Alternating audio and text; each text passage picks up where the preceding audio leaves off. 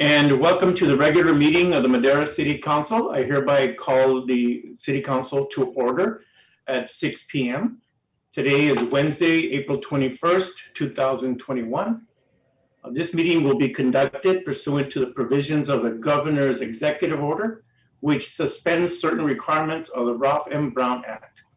The City Council meeting will be live streamed on the city's website at www.madera.gov/live. Members of the public may participate in the meeting remotely through an electronic meeting via phone by dialing 669-900-6833, enter ID 921-3975-9589, hashtag followed by #9 on your phone to speak.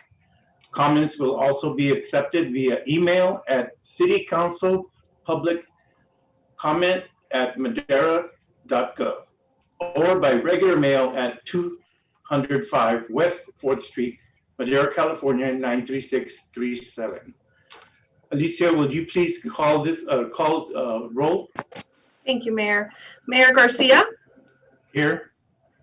Mayor Pro Tem Villegas? Here. Councilmember Gallegos? Here. Councilmember Rodriguez? Here. Councilmember Montes? Here. Councilmember Evans? Here. Thank you very much, Alicia. And would you all please stand for the invocation led by Councilwoman Anita Evans.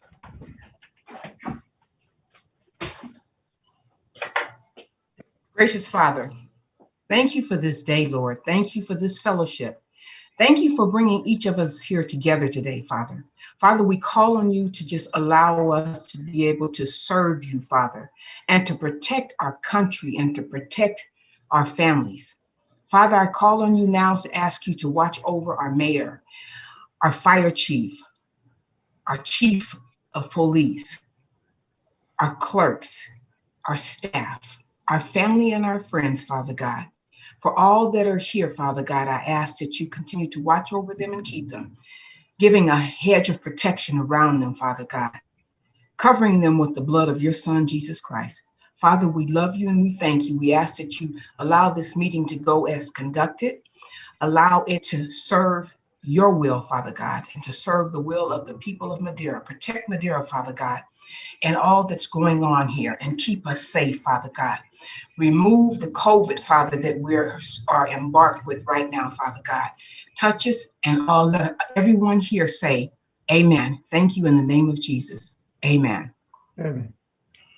Thank you very much, Councilwoman. We will now hold the Pledge of Allegiance stated by Councilmember Artemio Villegas. Please salute. Now, I pledge allegiance to the flag of the United States of America and to the republics for which we stand, one nation under God, indivisible, with liberty and justice for all. Thank you. Thank you, Councilmember. Amen. Before we start today, I'm going to take a moment. In this meeting, we have a lot of items tonight for our city council meeting, and it's going to take some time to go through everything. And so I'm going to ask the public to, for sure, make your comments. Everyone will be acknowledged, but do recognize that we have a lot happening tonight. So having said that, we'll now start the meeting. Will you ask the participants to limit their comments to 3 minutes each? Yes, thank you very much. Thank you very much. Before we approve the agenda, we have been asked to pull item D1 of the agenda by staff.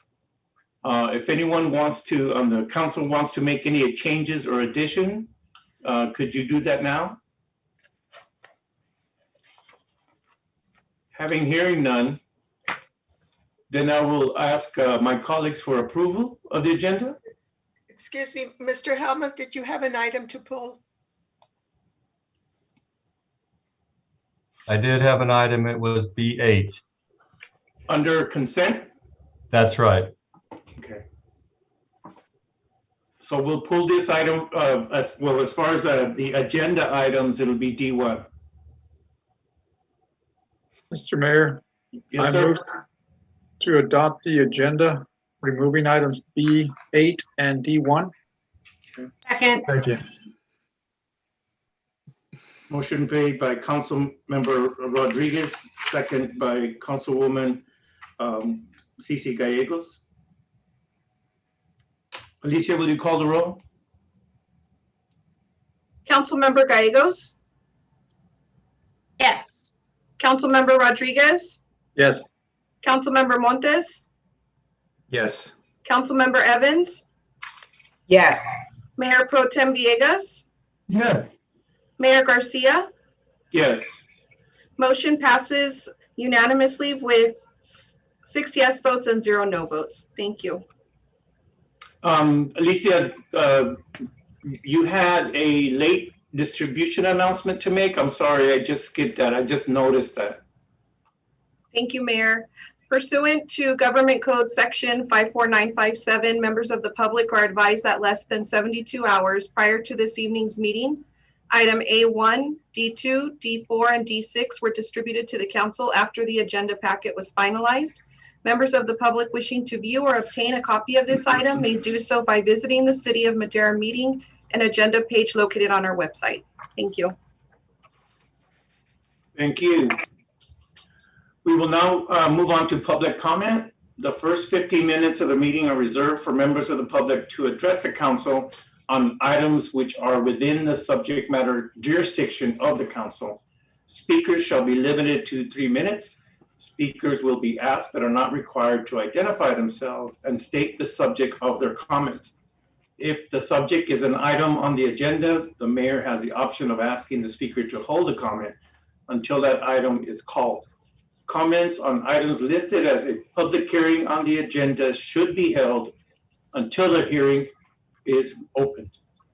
The council is prohibited by law from taking any action on matters discussed that are not on the agenda, and no adverse conclusion should be drawn if the council does not respond to public comments at this time. Do we have any public comments, Alicia? I do, Mayor, but they will be for item A1. Thank you very much. I don't see any hands raised out there, so I will now close public comment. We do not have any written communications. Mayor, I see a hand raised. Excuse me? I see a hand raised from the attendee. Is that on the attendees? Oh, here we go. There's someone with the phone number 9867.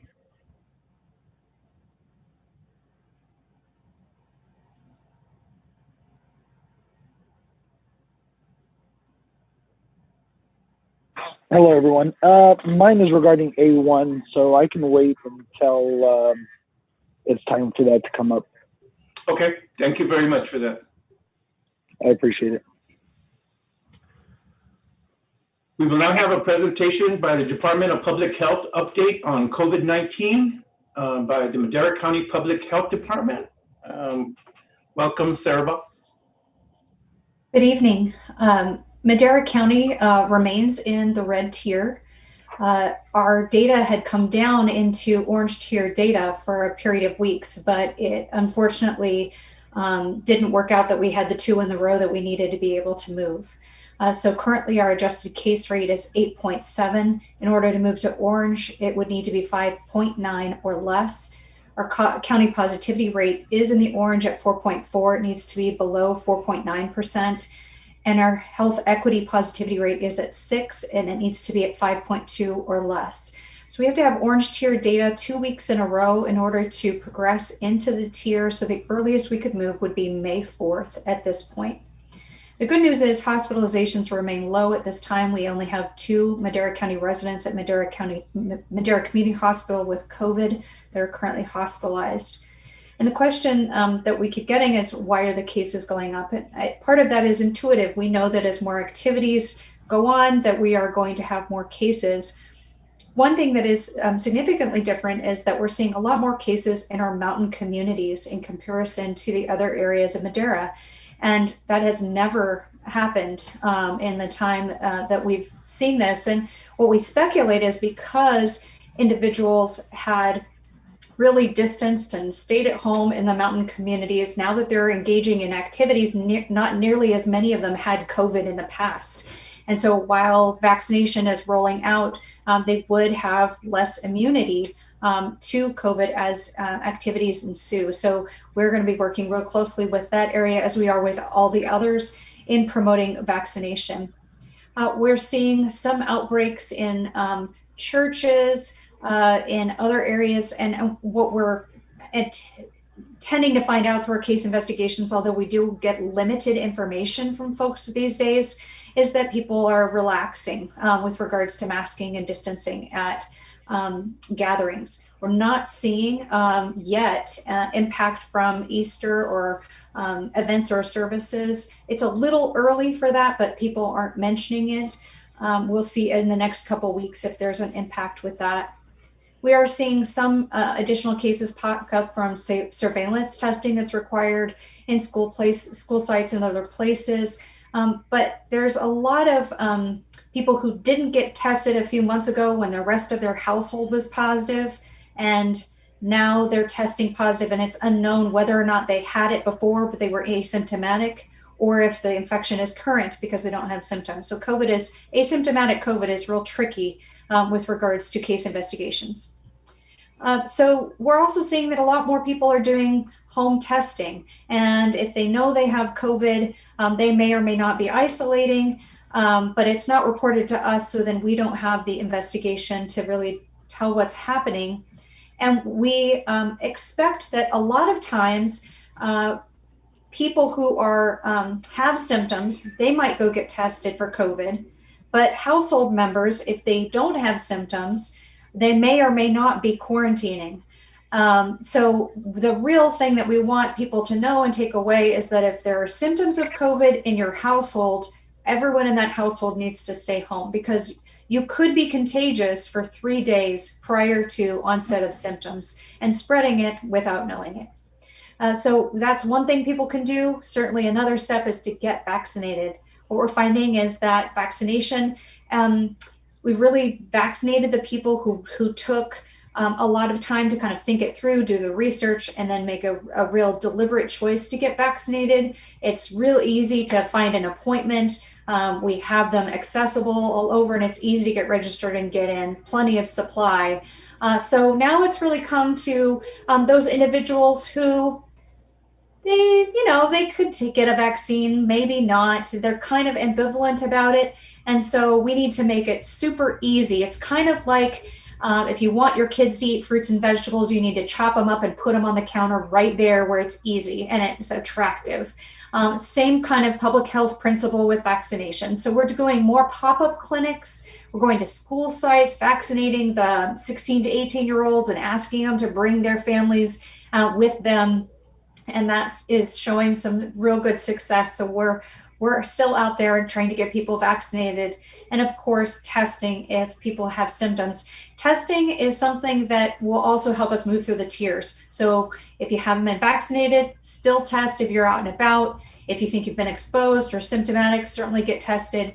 If you have been vaccinated but have symptoms, that's still reasonable to get tested. There are a small number of people, very kind of mild symptoms. So that's kind of the pattern of the vaccine, is that there's really just a small handful of people that get COVID afterwards, but their symptoms are real mild. The great news is those who have been vaccinated are largely not experiencing a lot of symptoms, and so we're keeping people out of the hospital. And the other great news is that the people who are most vulnerable have been vaccinated at really high rates. So age 75 and up in Madera County, 89% have been vaccinated. Age 65 to 74, 73% have been vaccinated. 55 to 64, 50% have been vaccinated. So that's great news. And overall for the county, at least one dose is at 38%. We want people to be aware that the guidance is changing quickly, and we encourage people to go to the state website for questions with regards to guidance. But if they can't find what they're looking for, they can reach out to us using the community feedback form. People are very interested in private events and venues, so that guidance has been released. And in the red tier, people can schedule events up to 50 people. If they're asking for a negative test or vaccination, it can be up to 200 people. So there are a lot more activities that are resuming, even in the red tier.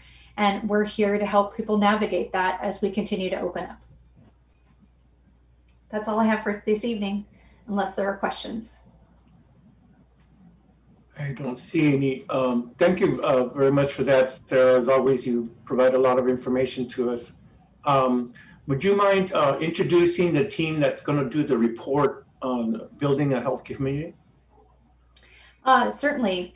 I'm happy to introduce our tobacco team. I see Jasmine Gallegos on the line, as well as Graciela Valdez. I don't know if Alan is joining us there's Alan Gilmore, and I'll pass it to them. Thank you, Sarah. This is Alan Gilmore, Program Manager with the Madera County Department of Public Health. Thank you very much for giving us this opportunity to bring you information on some recent survey work that we've been doing in the community. This is associated with an effort that's identified as Healthy Stores for Healthy Communities.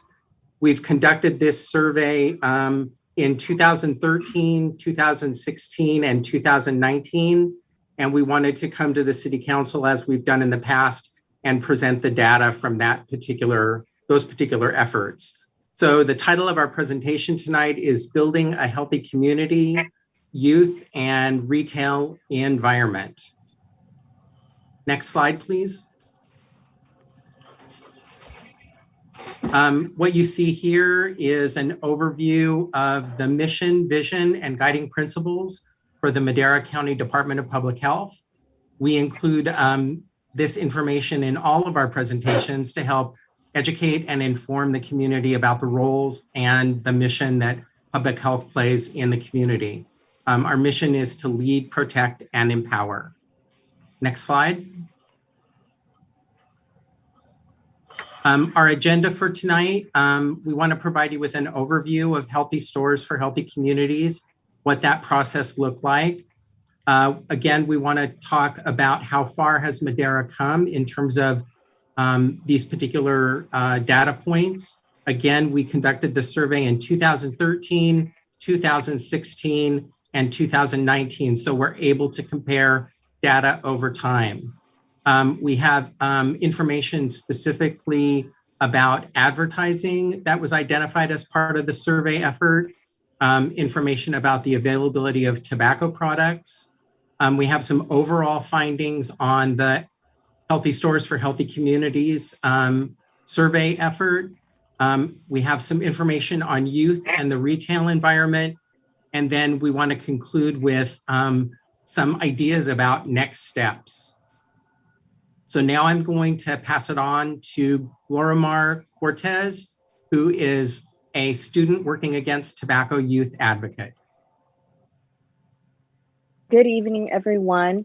My name is Glorimar Cortez Velasquez, pronoun she, her. I am part of Students Working Against Tobacco Youth Coalition. I am a senior at Madera South, and I will be attending UCLA this fall. The Healthy Stores, Healthy Community campaign is a statewide collaboration between tobacco and alcohol use prevention, STD prevention, and nutrition partners to examine what is in our community stores and how that impacts public health.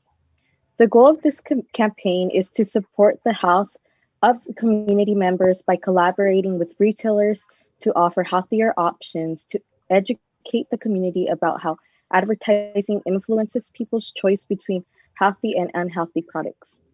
Part of this campaign is conducting an observational survey about local stores. The observational retail survey examines ads located inside and outside of the store. It also looks at what healthy and unhealthy products are available, like tobacco, alcohol, sugary beverages, junk food, fresh fruits and veggies, milk, and condoms. These surveys happen every 3 years at about 8,000 stores across the 58 California counties. In 2019, 155 Madera County stores were randomly selected to be surveyed. In April of 2019, I, along with other Youth Coalition members, were able to participate in this survey in which we were able to see and really analyze the distance between and the eye level of candy, tobacco products that affect the community. And now I will be handing it on to Jasmine Gallegos, Health Education Specialist. Thank you. Thank you, Glorimar. Now I will go over some data from the Healthy Stores, Healthy Community campaigns conducted in 2013, 2016, and 2019.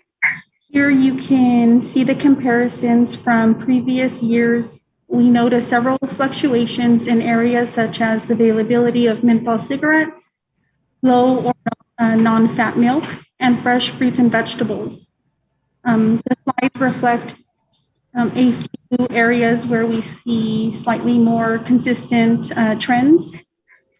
Specifically, since the 2013 campaign, there has been a steady increase in percentage of stores in Madera County that have unhealthy storefront ads, sell little cigars or cigarillos, sell flavored tobacco products, such as chewing tobacco and other cigarettes.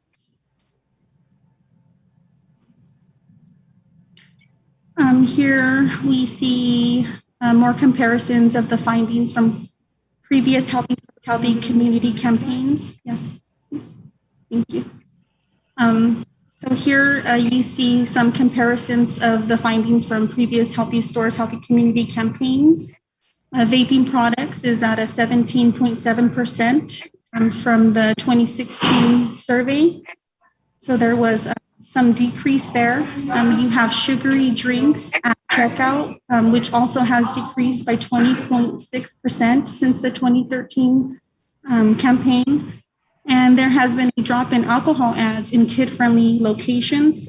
So this looks at any ads located below 3 feet, but also candy and toys.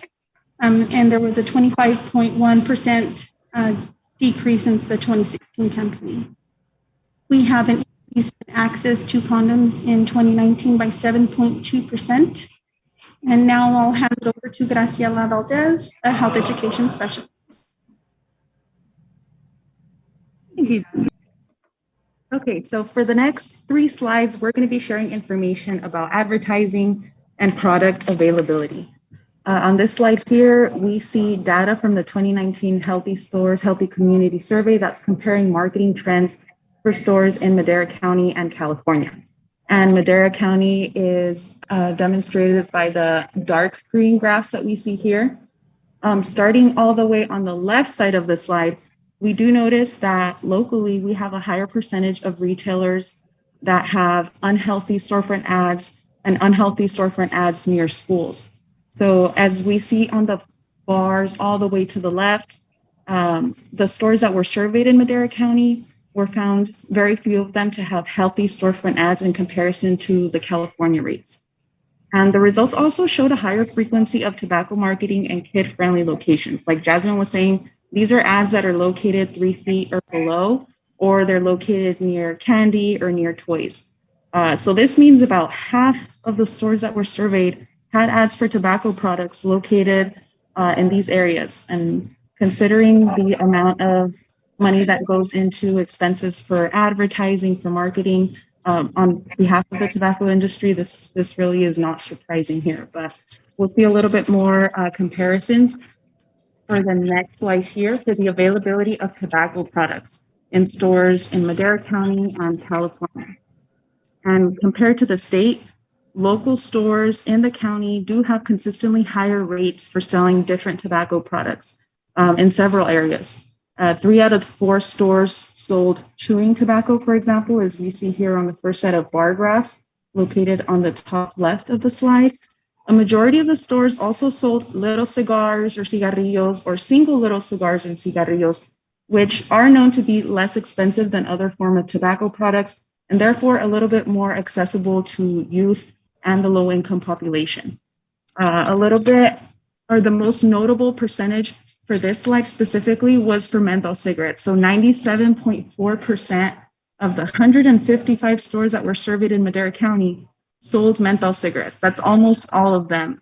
Not to mention the proximity of flavored tobacco sales that are happening near schools. So of the stores that were surveyed locally, 90% that sold flavored tobacco products were located near schools. On a little bit more of a positive note, we do see lower local ratings in the availability for vaping products compared to the state. So a little bit over half of the stores that were surveyed in Madera County had vaping products that were available. And the next slide will go a little bit more into detail for the availability, as we can see here on the map. So this information is drawn from the California Community Health Assessment Tool, and it's measuring density zoning of tobacco retailers. So as we see here illustrated on this slide, the red dots demonstrate tobacco retailers that may be close to either parks or open spaces, school boundaries, or possibly youth-sensitive areas. And based on the California Tax and Fee Administration, we do see some zoning details.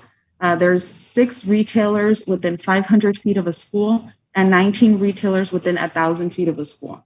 Not to mention the 61 tobacco retailers that were located in the city of Madera. And we'll hear from Rosie next on some key findings for the observational survey for this campaign. Okay, thank you, Gracie.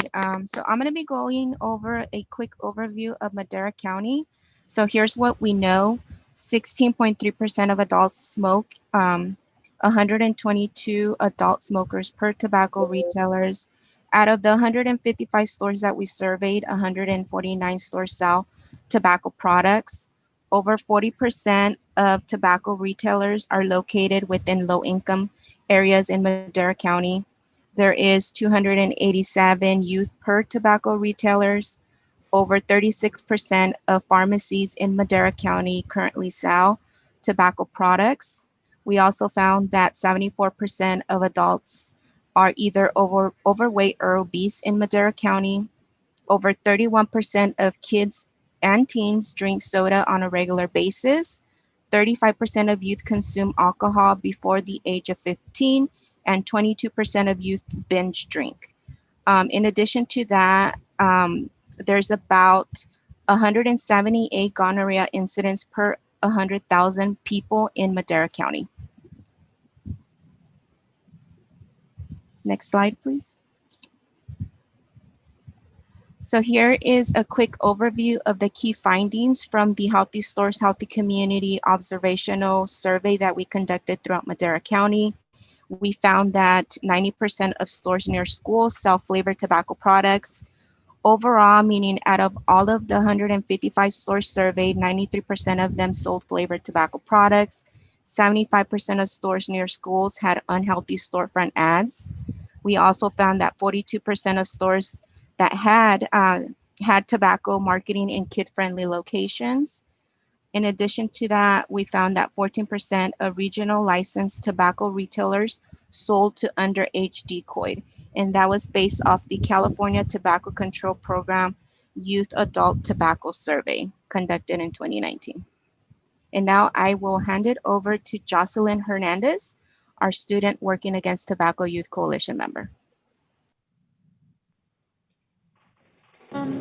Thank you, Rosie. So today I will be, my name is Jocelyn Hernandez and my pronouns are she, her, and I am part of the Students Working Against Tobacco Youth Coalition. I go to Madera South High and I will be attending UC Davis in the fall. Since we have reviewed a lot of data from the Healthy Stores, Healthy Community, but what does this mean for Madera County? So Madera is a walking community. So everyone just walks everywhere, obviously. And many of the people that are walking to their locations are obviously youth. And I personally have a lot of friends who they walk around, they walk to school, they walk to their stores, etc. And they tend to see a lot of advertising for tobacco, especially flavored tobacco products, and even more so near our schools. I think that it's not a very good thing since it has become normalized for people my age to smoke and vape. Just from seeing it around everywhere and others around them smoking and vaping, which has been facilitated due to all the retailers near their schools. So here is a video that shows the point of view of someone who walks to school every day and has to see these ads. Jocelyn. Hello? Hello, Jocelyn?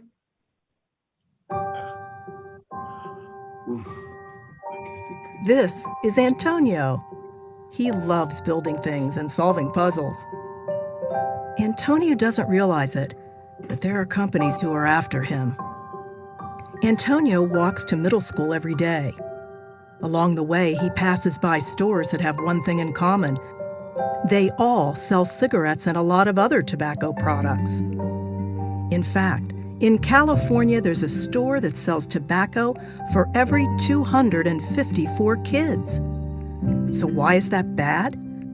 Because tobacco companies place eye-catching ads in these stores, which influence our kids to smoke. And many of these stores are within 2 blocks of schools. You may be surprised that research shows tobacco ads are more powerful than peer pressure. So you may not have seen tobacco ads lately, but Antonio sees them every day in his neighborhood and is nearly twice as likely to start smoking. Stand up for our kids and protect them from a lifetime of addiction. Learn more about what you can do at tobaccofreeca.com.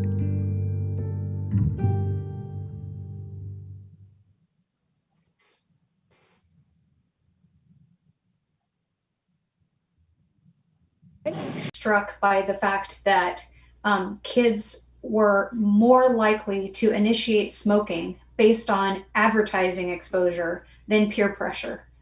And if we look at the convenience stores and the stores that are around our community, we really see what's reflected in the data that's shown here. And it's disturbing that 75% of our stores near schools have unhealthy store ads. That's really the first factor. And then the other is access.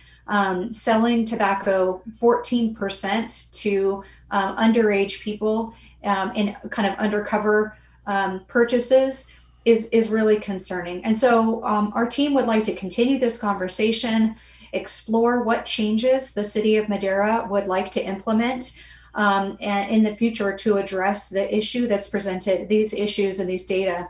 So our tobacco staff is going to be reaching out to individual council members in the next few weeks to answer questions and also provide additional information. Are there any questions for the group tonight?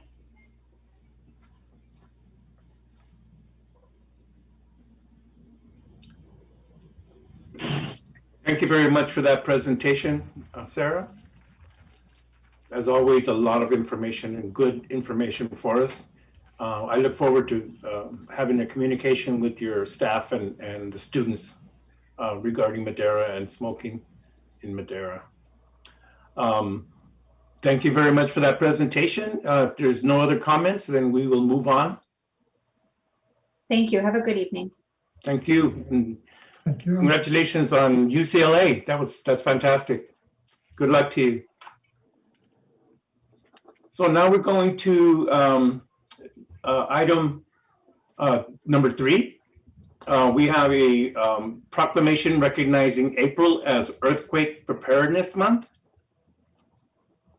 So I'm going to cut these down a little bit because, as I noted earlier, we are very heavy. We have a very heavy agenda this evening. This is from the Office of the Mayor. It's a proclamation recognizing Earthquake Preparedness Month on April. Whereas Californians have witnessed and experienced earthquakes that have resulted in significant property damage, injuries, and loss of life, and indirect costs. And whereas as many as 10,000 earthquakes occur each year in California, and mitigation measures can save lives, reduce property damage, and alleviate economic dislocation caused by earthquakes.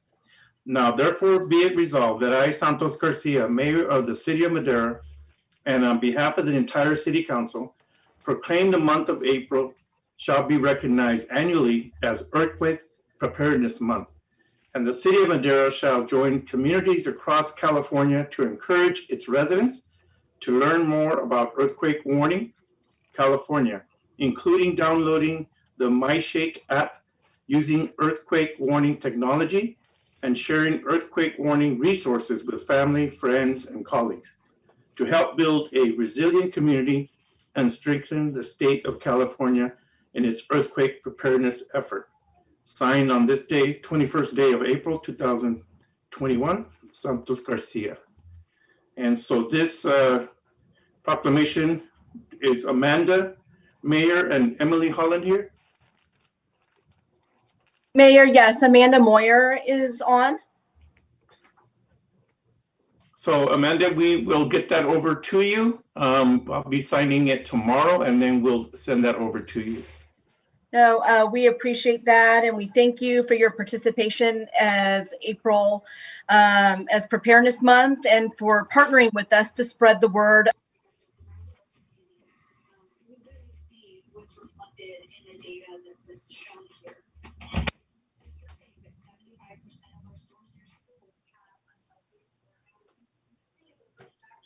I think we lost her sound. Mm-hmm.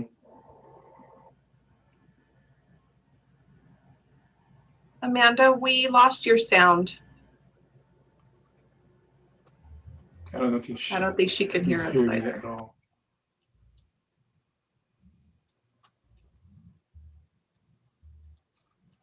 Apparently she can't hear us either.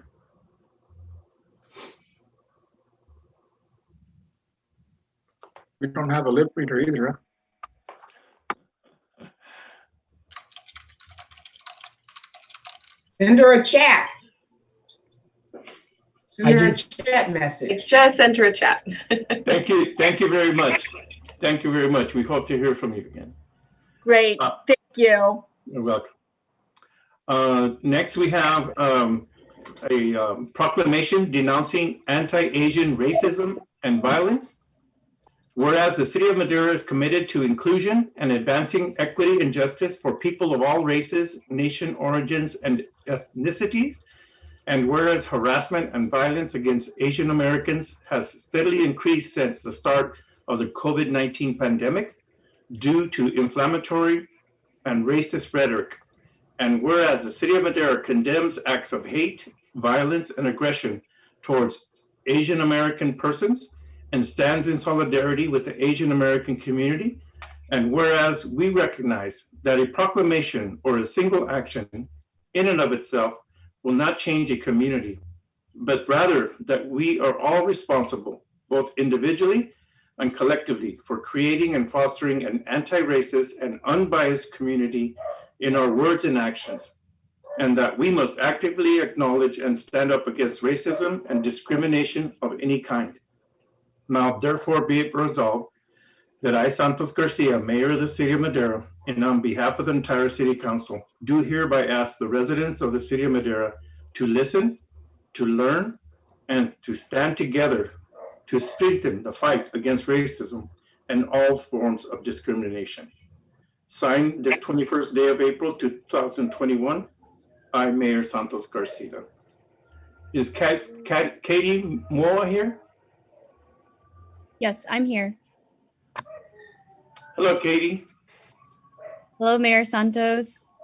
Yes, thank you so much. And we appreciate the hard work that you've put into this proclamation and taking the time to denounce the Asian American racism and recognizing the attacks that our community has been facing. Hmong Innovating Politics is not based in Madera, but we do work with Fresno State students, especially Asian American Fresno State students who live in Madera, who have family in Madera. And so I've been in conversation with them. I've been telling them that, that the city of Madera was putting forward this proclamation today. And moving forward, we want to continue working with the City of Madera. We want to work with your office and wanting to make sure that the students that we do work with from Madera are connected to your office, and that they also know that they have leaders who hear them, who see them, and want to uplift their stories. So thank you. Thank you very much, and we'll see you soon, Kate. Next, we have a proclamation for Sexual Assault Awareness Month. Whereas sexual assault affects women, children, and men of all racial, cultural, and economic backgrounds, and whereas in addition to the immediate physical and emotional costs, sexual assault may also have associated consequences of post-traumatic stress disorder, substance abuse, depression, homelessness, eating disorders, and suicide. And whereas sexual assault can be devastating for not only the survivor, but also the family and friends of the survivor. And now therefore be it resolved that I, Santos Garcia, Mayor of the City of Madera, on behalf of the entire City Council, proclaim the month of April 2021 as Sexual Assault Awareness Month in the City of Madera. Signed this 21st day of April 2021. Maddie, are you available? Yes, I am.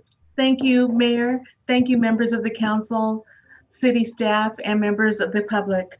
I want to introduce to you Jennifer Coronado. She's the Victim Services Program Manager, and we really appreciate the support by the proclamation. And I will turn it over to Jennifer. Jennifer. Maddie. Thank you, Mayor Garcia and City Council members. We want to really thank you for bringing awareness to sexual assault. April is a very busy month for us with our many events trying to bring awareness, and we thank you guys for participating. We have a Denim Day next Wednesday where we break dress code by wearing jeans to work. And that's basically to bring awareness to a rape conviction that was overturned due to a victim wearing tight jeans. So the judge decided that she must have assisted him, so it wasn't rape. So we hope that you guys join us next week as we bring awareness to that. We also have an event this Friday, our Victims' Rights event. We actually have a city member, Detective Hector Garibay, receiving an award. We recognize victims of crimes during this event. And we also recognize award recipients who've really gone above and beyond to assist victims of Madera County. And I could really say he's really one of the ones from MPD that really goes above and beyond to assist. And that will actually be live stream at 12 p.m. on our WebEx and our Facebook. Thank you. Thank you, and congratulations to Officer Garibay also. Thank you very much. Fantastic. That's really great. Thank you very much for those. We will now go at introductions. I believe that Mr. Roger Sanchez has an introduction to make. Good evening, Mr. Mayor and council members. Thank you for your time. This is Roger, Finance Director. Just wanted opportunity to introduce Alex Estrada, who joined the Finance Department in December. So he's been with the city for about 3 months, 3.5 months. And he has done already a lot of work for us. He has helped us in utility billing and in the audit process and even on the grants department. So in a short amount of time, we're so glad to have him join the city. He has a lot of energy, he brings a lot to the table. So we're really glad to have him. And if Alex, if you could just introduce yourself, that'd be wonderful.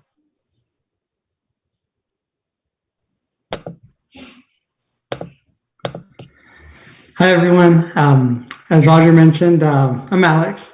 I've been with the city since December. I'm an accountant with the Department of Finance, and recently helped support the grants department as well. And I'm just really glad to be on board, really excited to be here, and just looking forward to continuing to learn and grow with the city of Madera.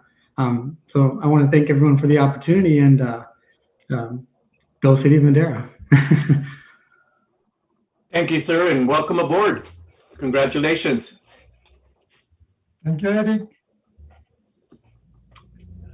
Next, we will move on to our workshop for today. We have item A1, workshop on pending cannabis regulatory ordinance and related procedures. I believe Mr. Arnoldo, you have this one? Yes, thank you very much, Mayor, members of the council. Arnoldo Rodriguez, the city manager. Co-presenting with me this evening is David McPherson from HDL, who the council's aware is the city's consultant. And then also, I'm fairly confident that Hilda would probably jump in during my presentation. So the presentation is going to be comparable to previous presentations where it's going to be a team approach. Not to belabor what's happened going back a year, but rather with the focus of how we move forward. That's the principal purpose for tonight. I'll be sharing my screen here with council.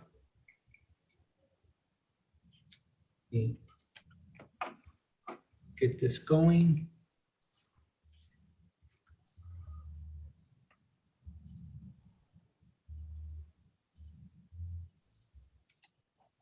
I believe everyone can see my PowerPoint at this point.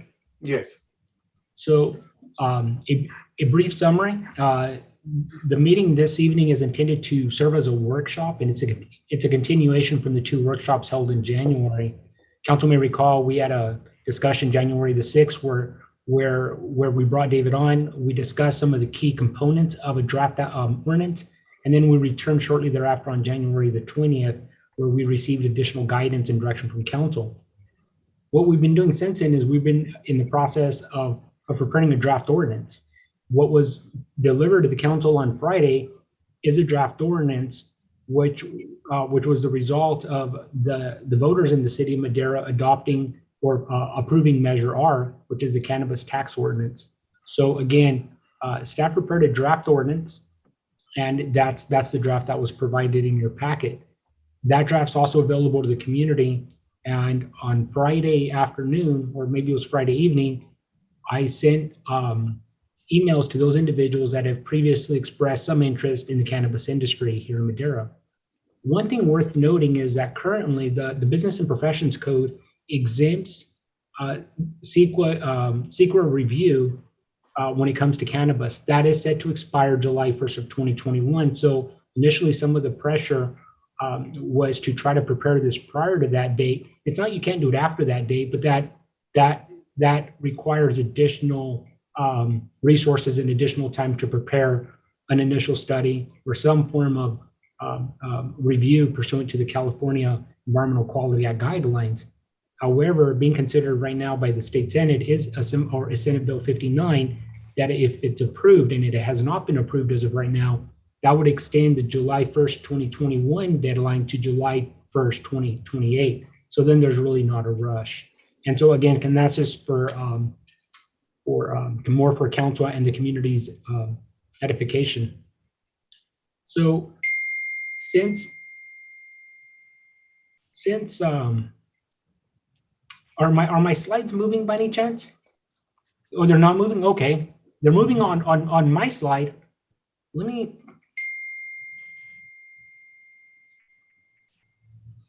I'm sorry. I wonder what's going on with my computer. Let me stop sharing and let me see if I can do this all over again, if that's okay. I'm not too sure where the hiccup occurred.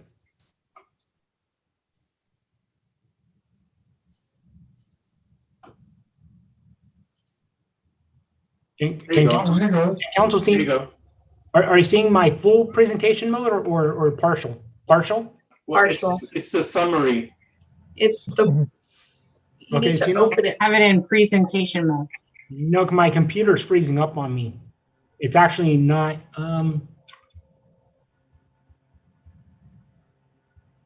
Arnoldo, we can see it there. You just There have you to. go. There you go.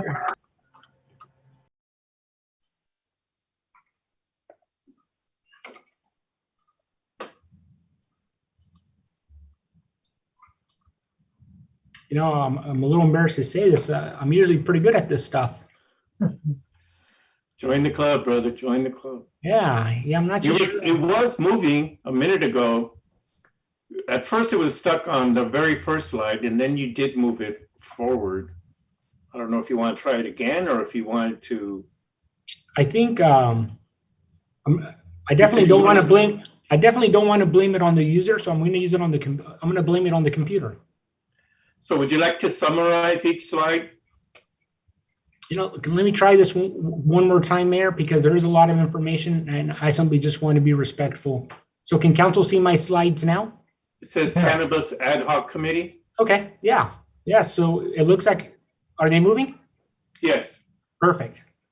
Perfect. Okay, so again, I do apologize for that. So let me go back. So staff and David have gathered the information and the feedback that we've obtained from council. We've prepared what we would refer to as a hybrid model ordinance. We have collectively received a decent amount of comments pertaining to the lottery. What staff is proposing is it's not a lottery model, it's actually a hybrid model. And the key nuance there is, council may recall going back to the meeting, the second meeting in January the 20th, is that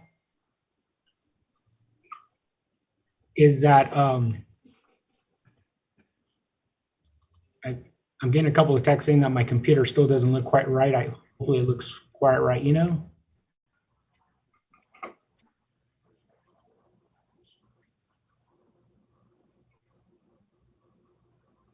Let me try this one more time.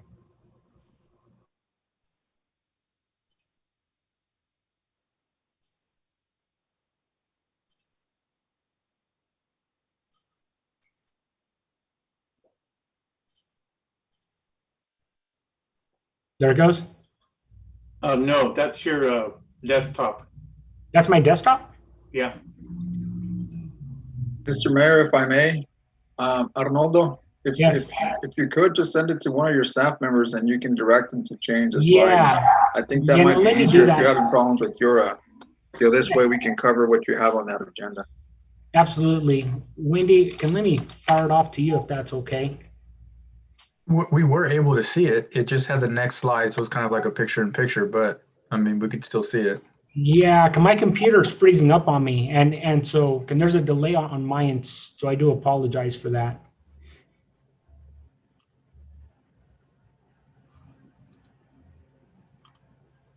If you like, we can also continue on the agenda and then come back to this item.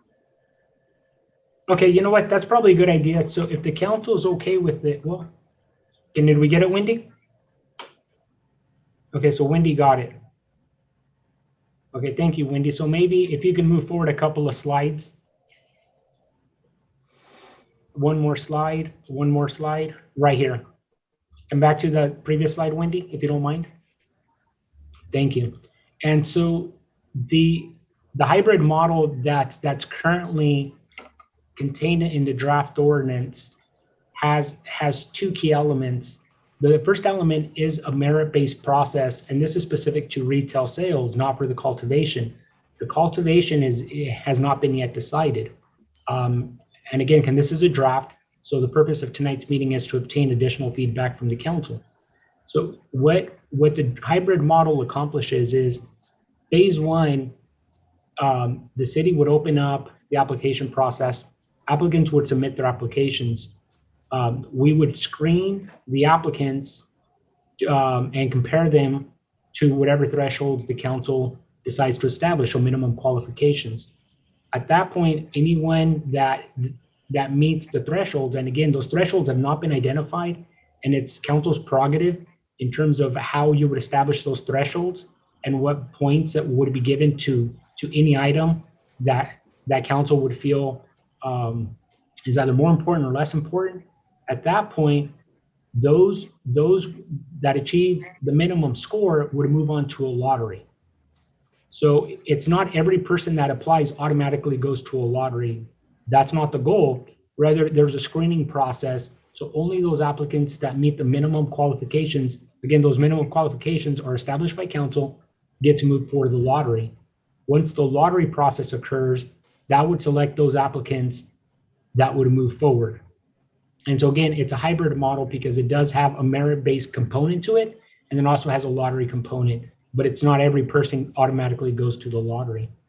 And then at that point, so the purpose of tonight's meeting is to solicit additional council feedback. Wendy, next slide, please. So this slide may appear familiar because we discussed it at the January 20th meeting. So step one is to prepare an ordinance, and that's what we're attempting to do. Step two would be we would come back to council where we would establish procedures and guidelines, and that's where the council would identify what thresholds are most important to council.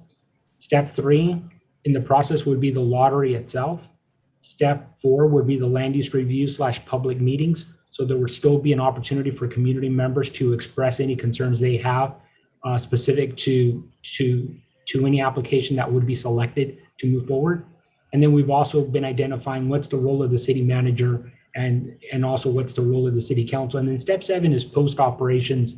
There is an annual review process and there's an annual renewal process that's outlined in state law.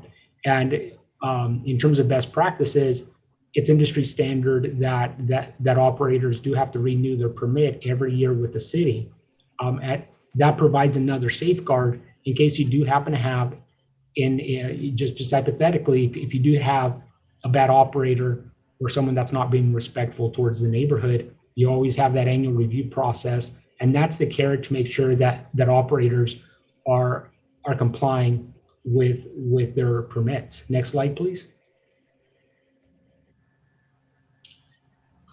So this is a table that we've been operating off of in terms of preparing a draft ordinance. These various elements are contained within the draft 44-page document that the council received.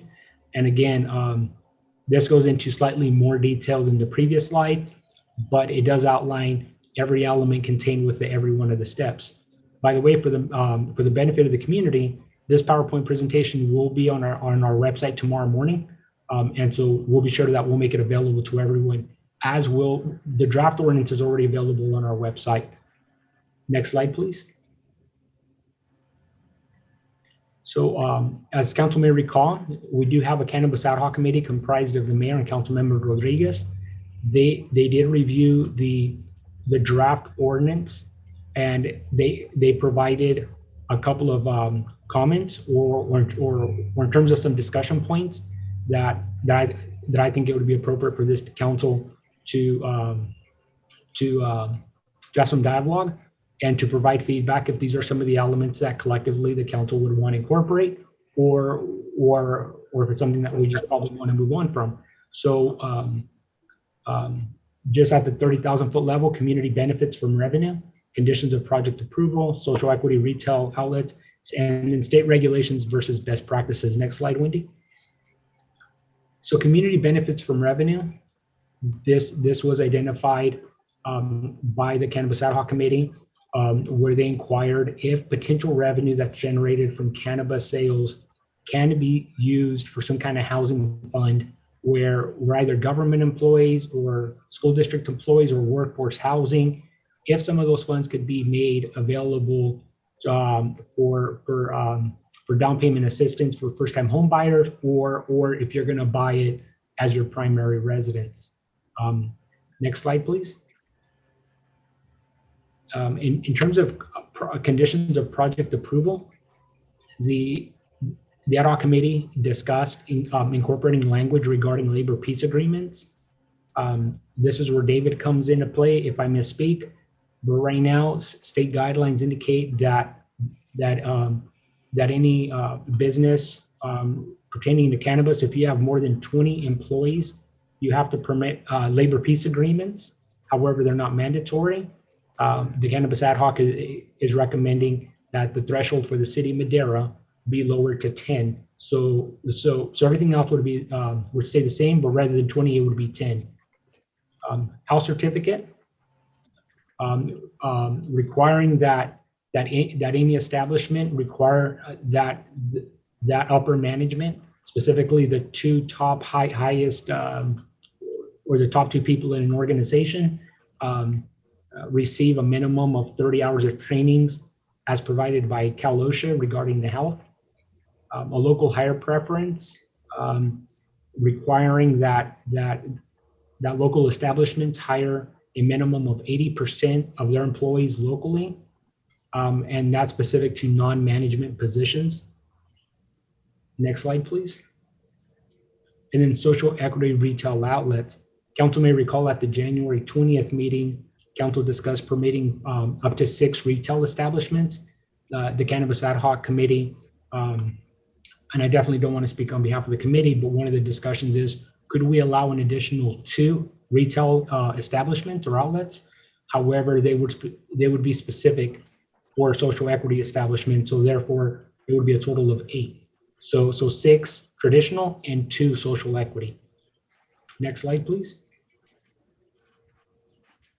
So a couple of discussion points, and this is where we largely left off at the last meeting. There's where is the city going to permit these?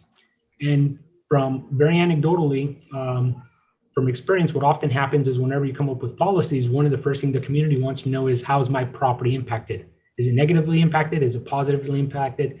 And so we actually prepared a map, but again, it's only a draft map. And the reason that we want to show it is because when we start talking numbers, you actually start to visualize how does it impact the city of Madera. So specifically, we have talked about retail establishments, testing, production, and growing.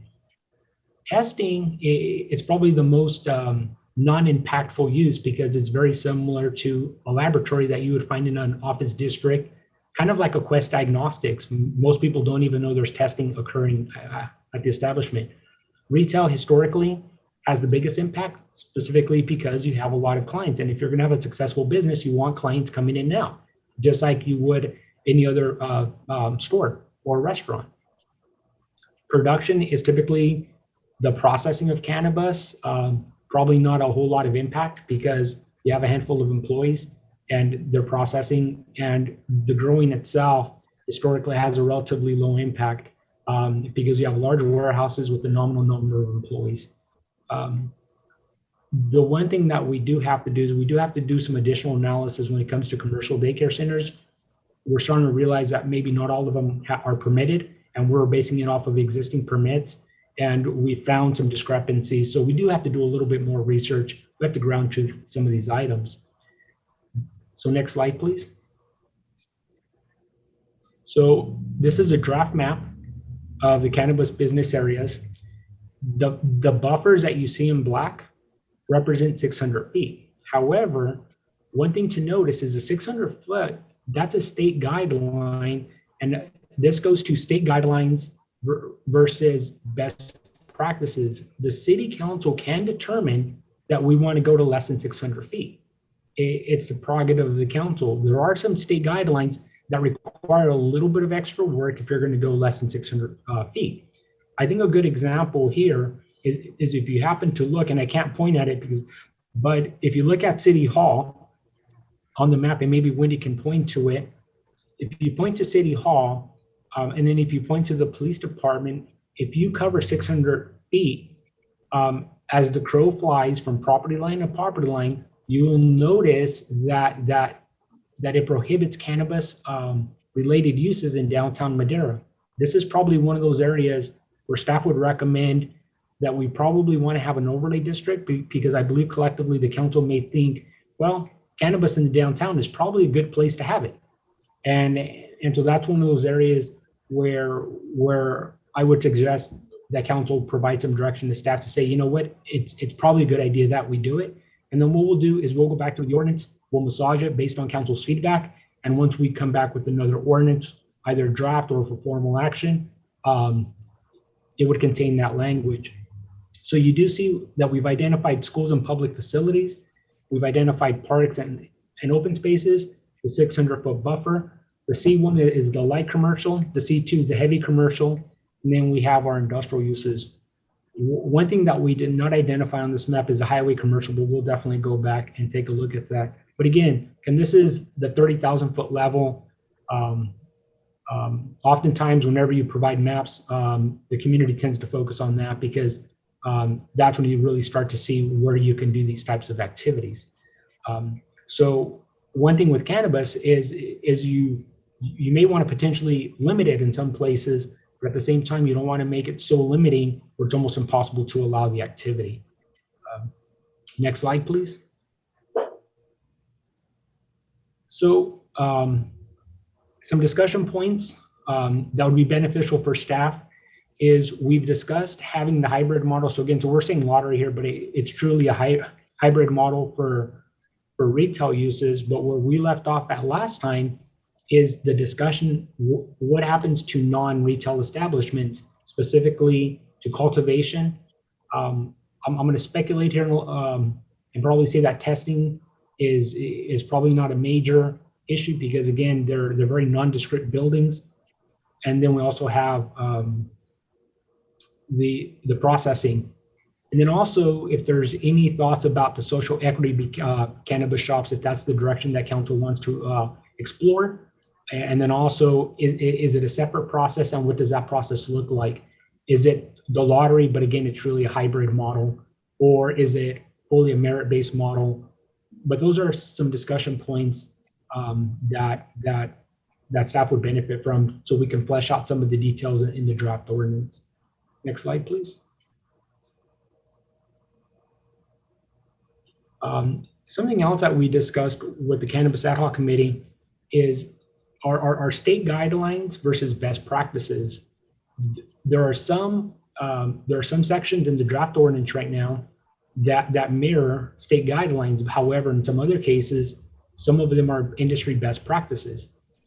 So for example, signage, drive-throughs, hours of operation. So sometimes best practices is more limiting or is more restrictive in comparison to state guidelines. And that's a discussion that obviously, if council has any comments on, we would welcome those as well. And I say that, but more than likely I'll be deferring a date. Next slide, please. And that's it. So thank you very much, Wendy. And so with that, I apologize about my presentation and not going very smoothly, but I'll turn it back over to the mayor. I believe we may have some people that may want to provide comments, but again, I'll turn it back over to the mayor and council. Thank you. Yes, thank you very much, Arnoldo. There's a lot of work that you put into that, you and your partners. So thank you very much for that. I want to include, first of all, before I go to the public, I'd like to have Mr. Councilmember Rodriguez speak to this, since he and I are on the ad hoc committee. So if you have anything to add, Jose?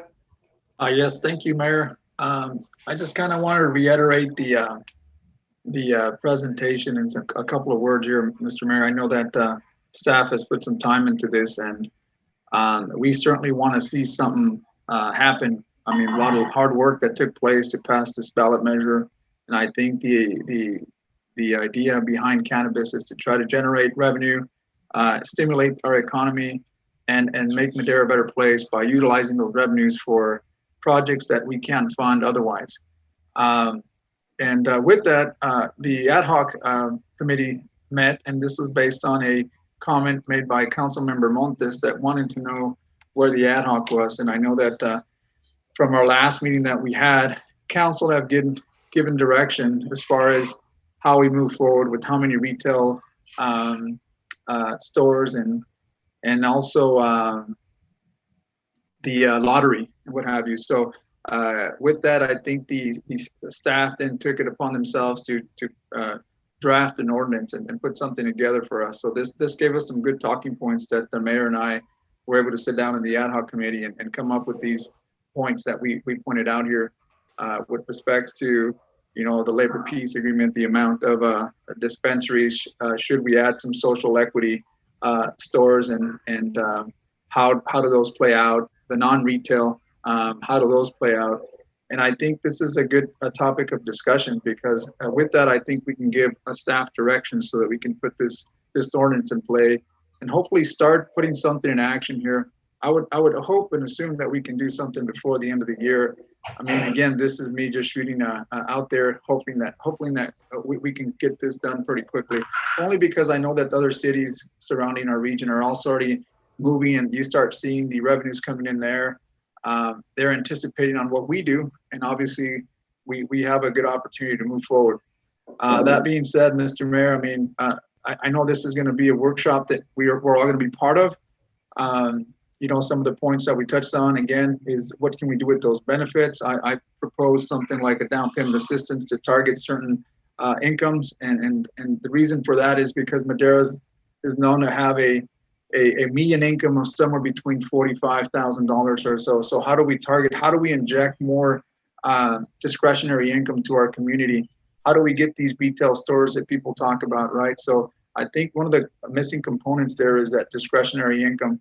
So we have to take the initiative now as a city and be aggressive in trying to target certain incomes so that they can come to our community and incentivize them. And yeah, I said the word incentivize because that's what we have to do if we want to get aggressive to bring more revenue and discretionary income to our community. So that's just one of the components. Again, I think the mayor and I had reached an understanding that even with labor piece, we want to see that when it comes to local hires, right, that we're looking at we at least get 80% so that it benefits our local community. We want to see these jobs stay here locally, and we certainly in agreement to that. And the other points that were touched on, again, I'll open it up. You, Mayor, you'll open it up for the rest of the council to put their chime in and also put in their words and see what comes out of this. But I hope that we can certainly move forward today. One of the key components that I did want to make sure that we leave out, that we leave with today is what happens with the non-retail and what are we going to do with that? I think I've been vocal about that before, is that this is your manufacturers, your cultivators, your delivery business, and these are going to be your heavy employers type of deal where they're going to carry all the heavy lifting because they're going to build. And these particular types of industries or manufacturers, we certainly want to give I would say, considerate amount of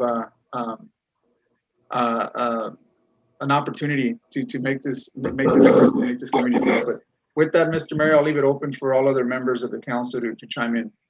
But thank you for the opportunity.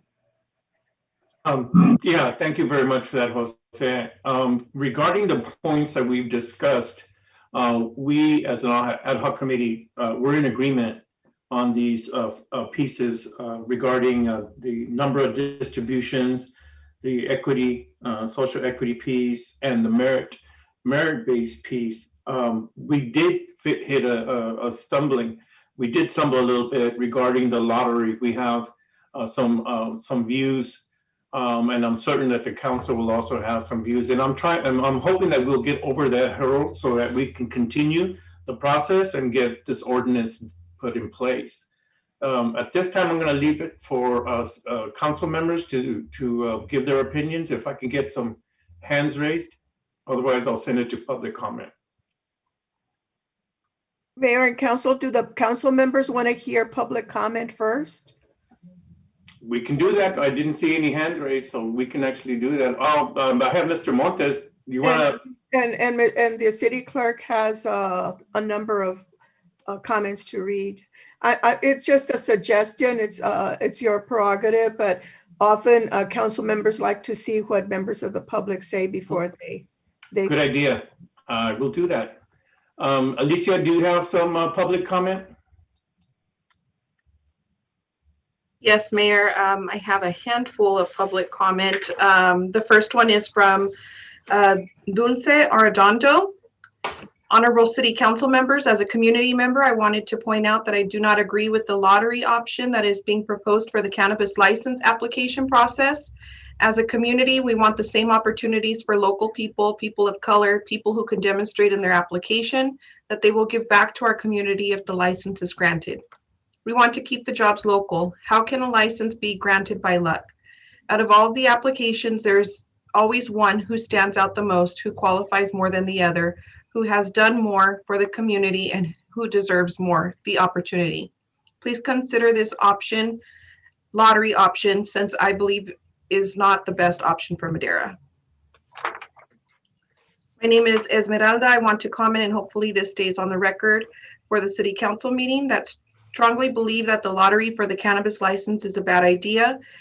Is the first time that I know that Madera wants to do this. People should be given the opportunity for their effort, their accomplishments, and hard work. The chosen applicant should be given the opportunity because the council decided it was the right one, not because it was the applicant with more luck and randomly hit chosen. Imagine having this lottery system for job applications. It does not make sense. This is from Dylan Savory from the Central Labor Council. Mayor Garcia and members of the Madera City Council, the Fresno Madera Tulare King Central Labor Council, and our 53 affiliated labor unions are pleased with the progress of the regulatory framework to establish a safe and profitable legal cannabis industry in the city of Madera.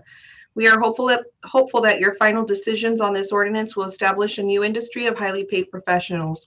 As you may know, the legal cannabis industry includes multiple skilled crafts and can lead to new generation of scientists, transporters, growers, and retail specialists that live and thrive in Madera.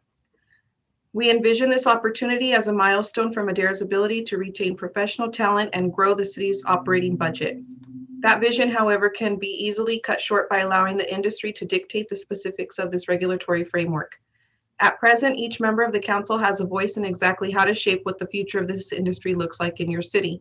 Once the businesses are established, there is no going backwards, even if your selection system grants a license to a business that does not represent this vision.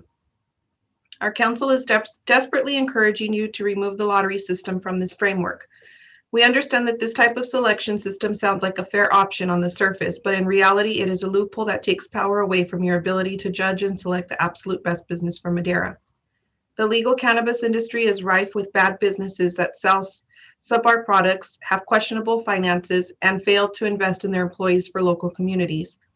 A lottery system sets a minimum standard to get these types of businesses into the running for a license. A merit-based system, however, sets a maximum standard that businesses must strive for to be the absolute best for Madera. Please consider aggressively advocating for a merit-based system in this framework. Madera deserves the best. The next public comment is from Adam Obadi. Honorable Mayor and City Council members, my name is Adam Obadi and I am a local business owner that has been observing and watching the city's progress of allowing cannabis businesses in our community.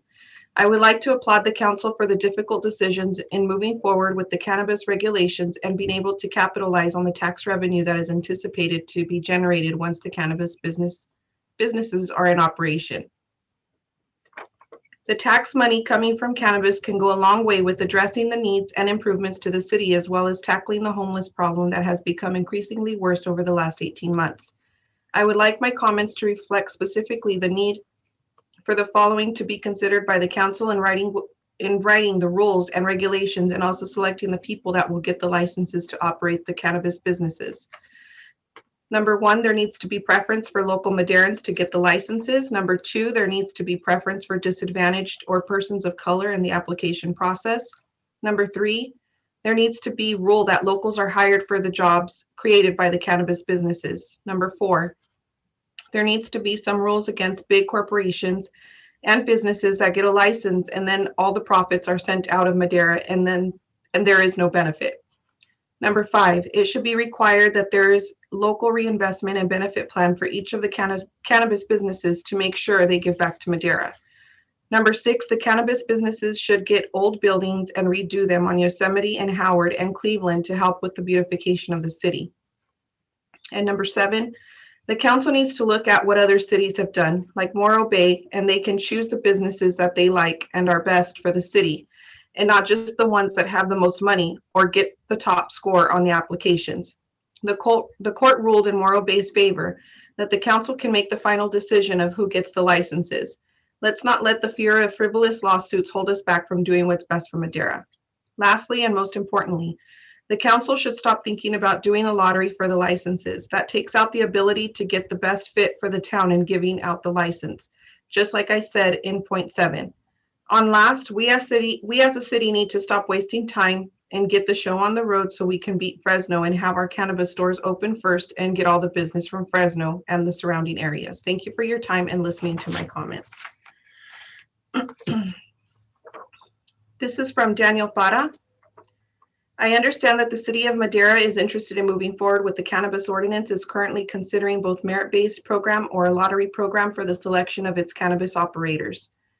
While a lottery-based process levels the playing field and allows almost anyone over the age of 21 to apply for a cannabis permit, the realities of the industry, in our opinion, could result in very unfavorable outcomes for the city if a lottery process moves forward. Cannabis is a Schedule I drug in the eyes of the Department of Justice and Drug Enforcement Agency. We operate in one of the most regulated industries in the world where people are sent to jail for lengthy sentences for doing the wrong thing in the wrong place. The industry requires highly experienced teams to navigate the complexities of this industry. Awarding licenses and permits to teams without this experience, financing, and understanding could be disastrous for both the city and its cannabis customers, as a lottery process could land the city with an operator that lacks the resources to be successful. Number 2, financing and funding are critical components of the cannabis industry, given the range of experts needed to compliantly open and operate a cannabis retail business. At Element 7, we employ full-time chief legal, chief compliance, chief security, and chief financial officers, as these are all required to ensure we are accounting for taxes, managing risk, and adhering to the state policies and guidelines. On top of this, we have full-time inventory managers, and all staff undergo over 80 hours of training before they start work. In our experience, many small operators just don't have the bandwidth and financing to hire these people, and corners are being cut by some of the operators in an effort to hit revenue and profit targets. Number 3, our understanding is that the city wants vertically integrated businesses to create more jobs, taxes, and economic benefits. If a smaller operator is walking a thin line between profit and loss, there could be temptation to divert cannabis products that fail state testing guidelines to the illicit market, as nobody wants to destroy failed products. While well-financed larger operators have higher financial buffer to ride through these bumps and troughs. We would continue to advocate for a local industry where the best operators, be it local or from other areas within California, are chosen to operate in the city.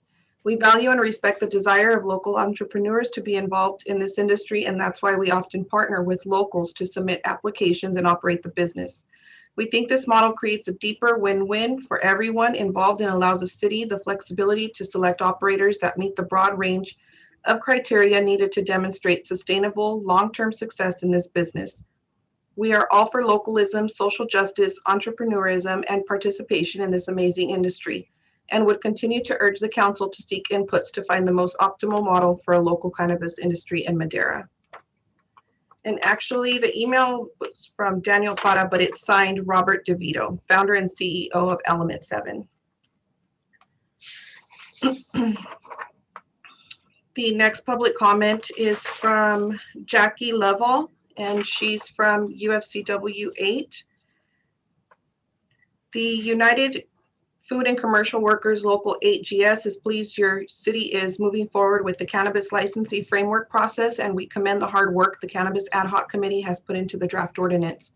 The inclusion of strong labor standards not only ensures the economic impact with this industry is focused on quality, high road jobs while simultaneously promoting worker and consumer safety, but it also maintains compliance with state law, compliance, and pre-qualifies applicants. We do, however, ask the City of Madera strongly to consider adopting a solely merit-based application selection for retail licensure. It is imperative to establish a merit-based application licensing process to ensure businesses meet certain workplace standards, establish safe, healthy, and economically beneficial work environments, provide equal work opportunity for women and people of color, guarantee livable wages, health insurance, retirement benefits, and process for its employees to join a union. Provide safety and safe products to the general public. The entire UFCW family has a deep understanding of how to make the cannabis industry work well for everyone involved in it. We have a long and proud history of advocacy for workers, their families, and the communities they serve in other highly regulated sectors such as agriculture, pharmaceutical, distillery, manufacturing, and processing. Just as we've done for aforementioned industries, our union has been instrumental in shaping policies on the local and state level that allow workers to organize without fear of intimidation, promote health and safety standards, highlight career pathways, promote social equity, and protect consumer safety with the cannabis industry. The UFCW is joined by several large cannabis operators who share the same opinion. UFCW's partnership with these operators raises standards for cannabis workers across California, and we are proud to represent the workers at the forefront of the legal cannabis industry. We strongly encourage the city to move forward with the merit-based selection process, inclusive of strong labor standards, and ensure that communities like Madera get the maximum economic benefit from each new license granted, and that each new job is a boom to the local economy, not a drain on the social safety net. Thank you for your time and consideration. The next public comment is from Ed McIntyre. I want to acknowledge the tremendous amount of work that the Council Ad Hoc Committee members and Manager Rodriguez have done regarding a comprehensive cannabis ordinance. In less than a year, a cannabis tax measure was passed and the regulatory component is now before Council in draft form. My comments are limited to the non-retail aspects of the ordinance. I attached this email to the California Code of Regulations for cultivation, which is 73 pages, and the state compliance requirements for cultivation, manufacturing, and distribution, etc., to illustrate the exhaustive application process and compliance the state requires. I ask the council to consider using a different permitting and compliance process for non-retail and the vertical integration process that has been discussed in previous workshops. The non-retail businesses are complicated and expensive propositions. Any advantage that the City of Madera can provide through the regulatory process will help to attract, encourage, and grow the non-retail industry, which will create revenue and jobs to the city. This is what was envisioned and expressed to the citizens of Madera in the Measure R campaign. Thank you for the work. Thank for the work to the date, and thank you for your consideration. This is from Marilyn DeLasia. My name is Marilyn. I have been a member of the community for many years and have even worked together with some of you out of love of our city to make positive changes. I want to ask the council today to consider future cannabis business in the city of Madera to be merit-based rather than pick through a lottery process. Myself and my business partners are considering opening a cannabis business in the city and investing in the city.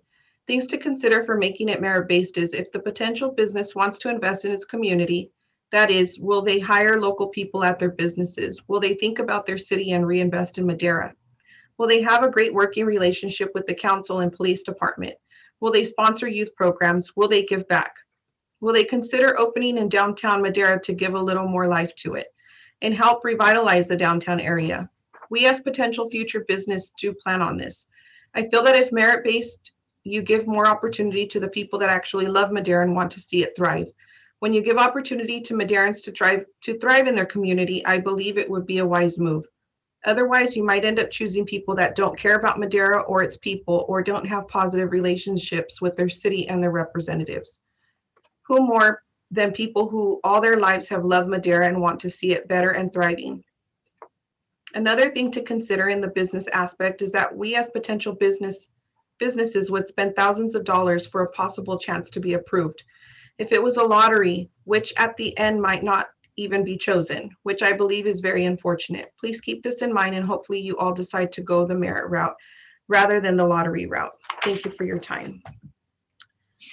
This is from George DeLasia. Hello, my name is George. I'm a business owner born and raised from Madera. I run a chain of local technology repair shops called UTech, and we are interested in opening a professional cannabis retail location in Madera as well. We would like to bring awareness for the push of a merit-based qualification for selection process instead of it being random. In my opinion, this will bring lots of opportunities to our community, and we should have those that have a good track record for serving our county be thoroughly considered instead of the possibility of someone who may not be from our area with the possibility of outsourcing their profit outside of the community. I have, I believe, a couple more, Mayor. Hi, my name is Roman Gonzalez, a business owner of UTech Madera since 2010. I would like to address our thoughts of a lottery versus merit-based business qualifications.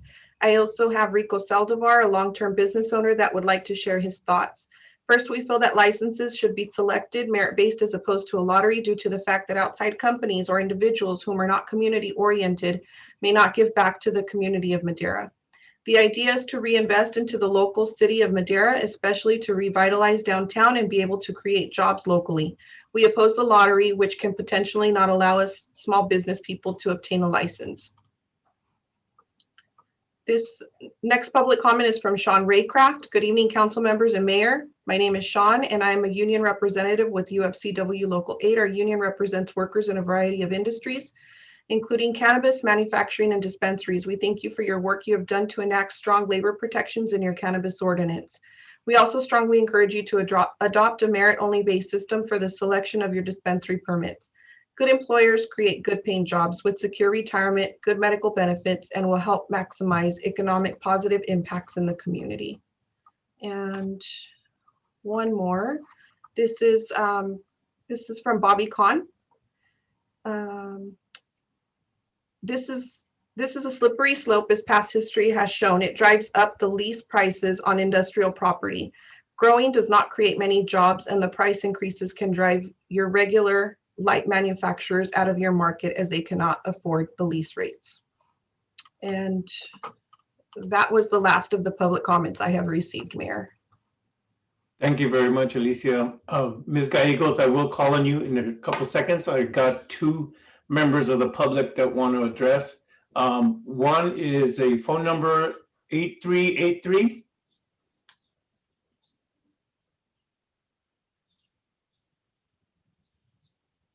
The last four digits. Hello there.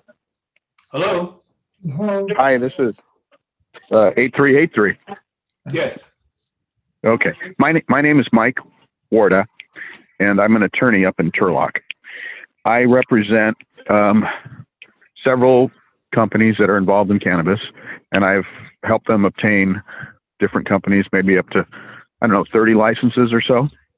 And I've been asked to look at a couple of projects in Madera.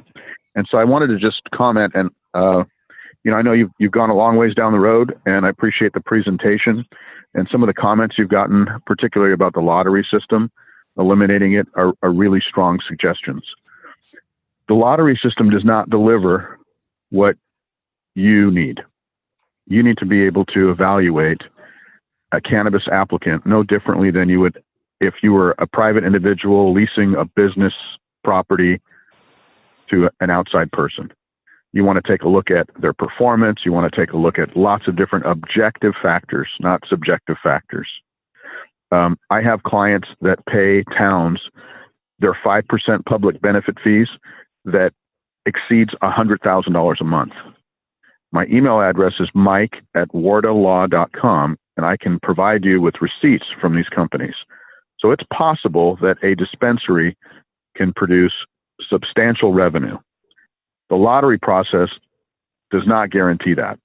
The lottery process actually makes really successful operators say, we're just not going to apply because we're not going to spend $30,000, $40,000, $50,000 to prepare application materials or more just to be subject to a lottery. So I think eliminating the lottery entirely is a very smart decision if it goes in that direction. The other thing is that it leaves power in the hands of the city council at every possible time. And that's also very important. You want to be able to select everything at every moment, whether it's the location based on the conditional use permit process, whether it's the person that you're awarding a license to. That is a very important power, and it's something that the citizens trust every council with and every community I've worked with. And so opening something up like this to a lottery system, it doesn't really make any sense, and it discourages people. In terms of the business, these businesses are no different than any other business. They're becoming very competitive. Pricing is coming down. They're paying 27% approximately just in taxes between a sales tax, a city tax, the tax to the state. So these operations, do they generate revenue? Yes. Can they make money? Yes.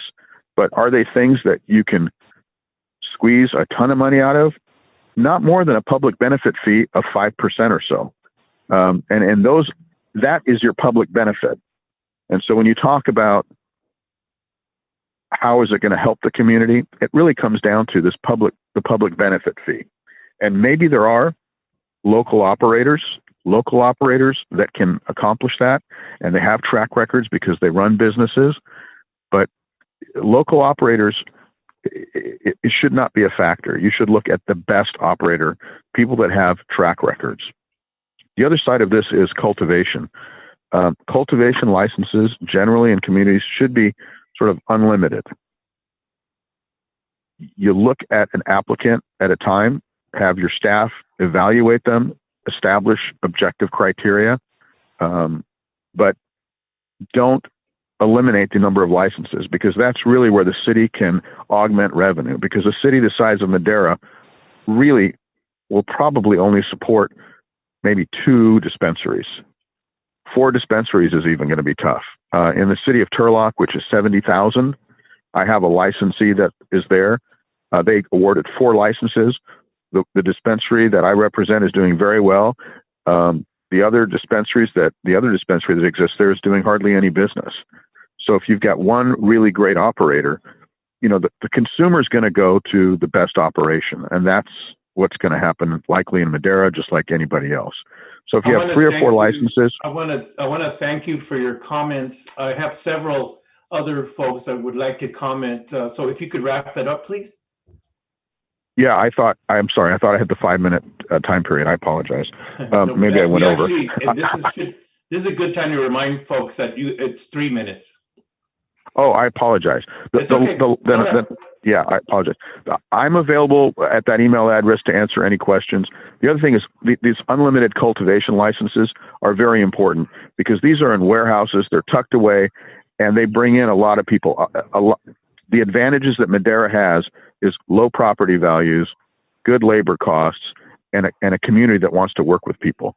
So a lot of folks from Southern California and the Bay Area are going to start looking. So the faster that you can sort of move, the better it is for the community. Thanks, and I'm sorry I went over the 3 minutes and didn't know the rule. Sorry. It's all right. It's okay. Thank you very much for your comments. Okay. We have the last 4 digits, 9867.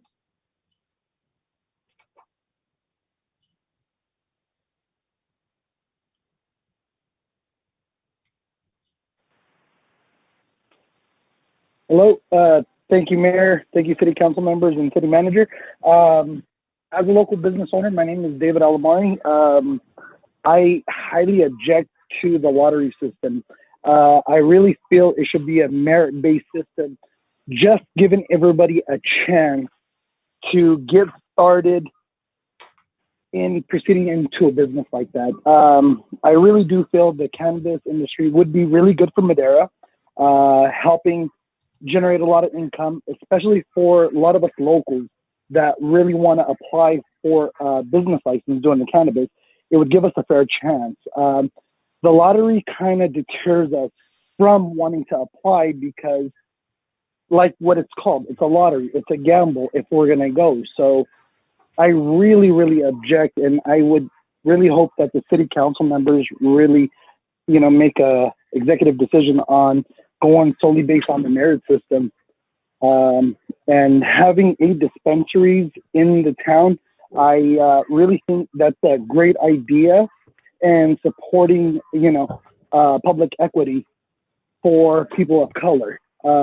It should be, a 2-way street for everybody. And I look forward to applying for the license, hopefully, and everybody else. So, we can keep this money local and, try to help out other fundings and schools, law enforcement, our sheriff's office, everyone, because unfortunately with the times like this, it's kind of hard to get funding for certain programs that can help out people, especially, Madera has a big homeless problem, and, bringing in, having funding to host a place like Exodus to help the PD and sheriff's office, take care of the homeless system and stop crowding up the, jails.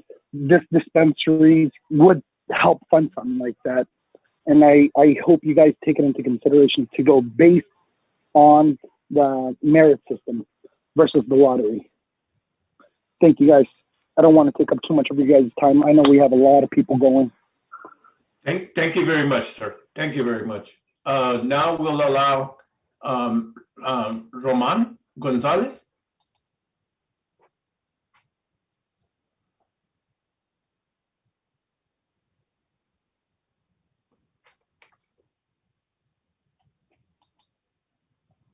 Roman, can you hear me?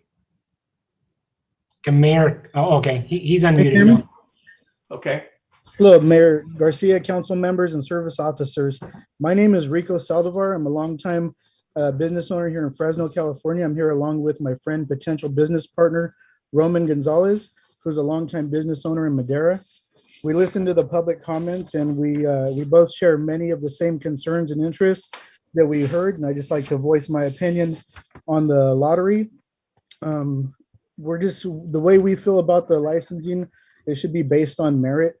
We feel that it should be selected based on merit in which Madera County residents and business owners will be given a fair chance to obtain a cannabis license, having met and or passed all necessary criteria set forth by the city or county of Madera. We oppose the idea of the license due to our concern that outside companies and or individuals who do not have a vested interest or connection to Madera County are less likely to invest back into Madera and will potentially invest said revenue or profits back to their own communities. We would like nothing more than to invest back into the city of Madera. We would definitely hire all within the city and county of Madera. We look forward to possibly be taking a role in this historical movement towards establishing a safe, legal medicinal cannabis club in the city of Madera. And it'd just be our honor to be part of the legacy of you folks here that are taking this big step forward into the medicinal cannabis licensing.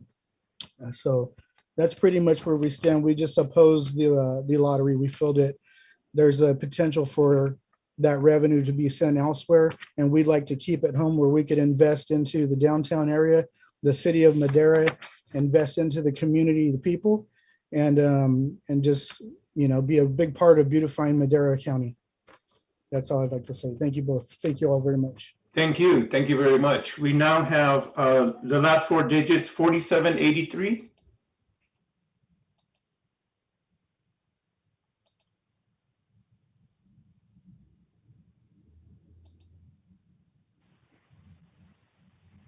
Hello, everybody. Can you hear me? Yes, sir. Okay. Good evening, Mayor Garcia, council members and city staff. My name is Christopher Bloom. I'm with Element 7. And I'd just like to touch on, quite frankly, what pretty much everybody has been touching on tonight. And that is, the merit-based system versus the lottery system. I think what you'll find is, once you have the requirements in place of the public benefits at 5%, what you'll find is the merit-based companies, the truly exceptional ones, are going to include things like volunteer hours, hiring local residents, showing a history of compliance, showing a history of experience in the cannabis business, and turning profits with stores open elsewhere in the state. What you risk, I think, by making it a lottery system is somebody could squeak in that is not qualified. This is a highly regulated industry with a lot of ins and outs. You want somebody who can show that they've been compliant in the industry in the past. Whether you set that threshold at, if it was a lottery system, say somebody could squeak in just based on putting in some buzzwords or whatever and have a score of 70%. Well, you'd much rather have an operator who can get a 95 or 98 or even 100 on the merit-based system. It's all you don't want to trust. You want the right operators in town so you can get that true community benefit, so you can get those tax dollars. So you want somebody who, can show that they have experience in the industry and knows how to operate the business. You don't want to pick somebody that just barely squeaked in, the ball dropped their way, they're opening a shop, but their financing fell through, or a year down the road, they realize that they really don't know how to operate this sort of business. And by picking the most qualified through a merit-based system, long-term, it would be more successful and more beneficial for the city of Madera. So I thank you for your time. I'll listen to everybody else now. Thank you very much. I don't see any more public comments.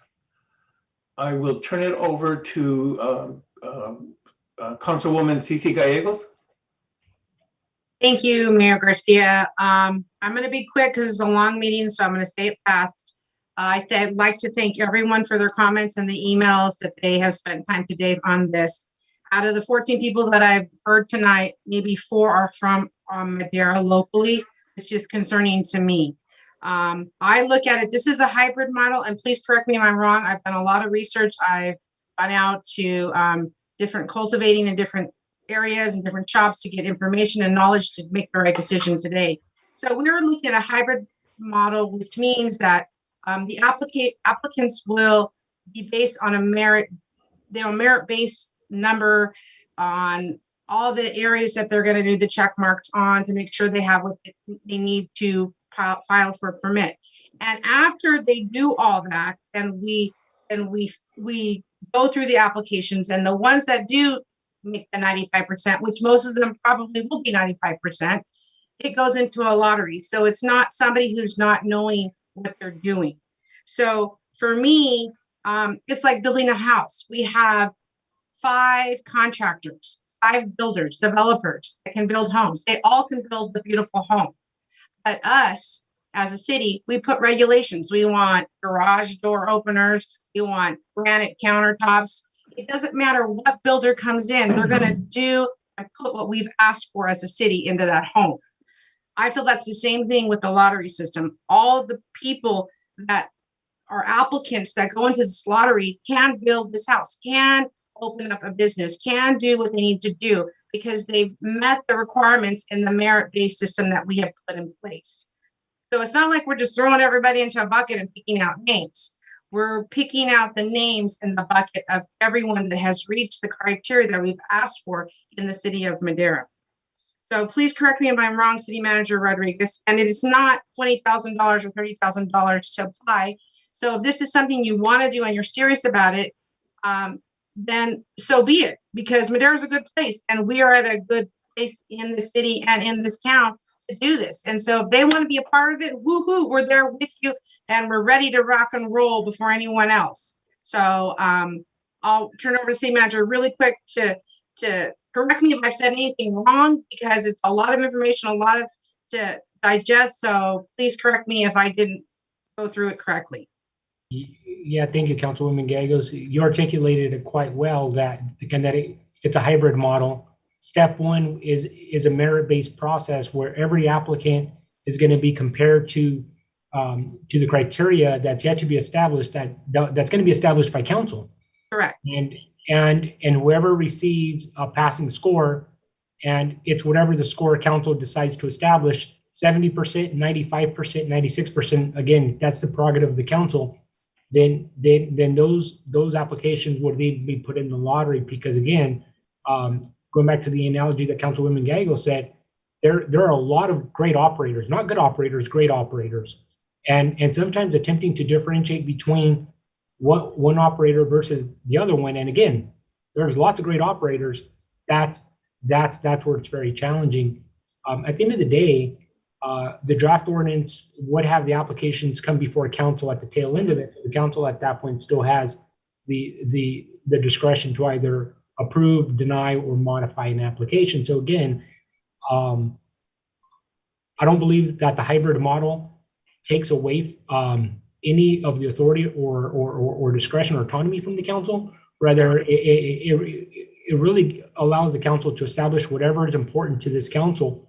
So going back to some of the statements, if the council says we want every operator to do X, and that becomes part of the grading criteria. Right. Like if we want you to give so many hours in community service or do this, that's part of what we design in that ordinance or whatever we put out. So for me, as an elected, it puts me out of the mix of picking my friend who, wants the permit. So that's the part that keeps me clean and clear to do what I need to do as the elected and put in policy and not sway from that as an elected official. So those are my comments. I'm gonna, if you could finish up, because I want to give others. Okay, I'm thank done. you very much. Thank you. Councilwoman Evans.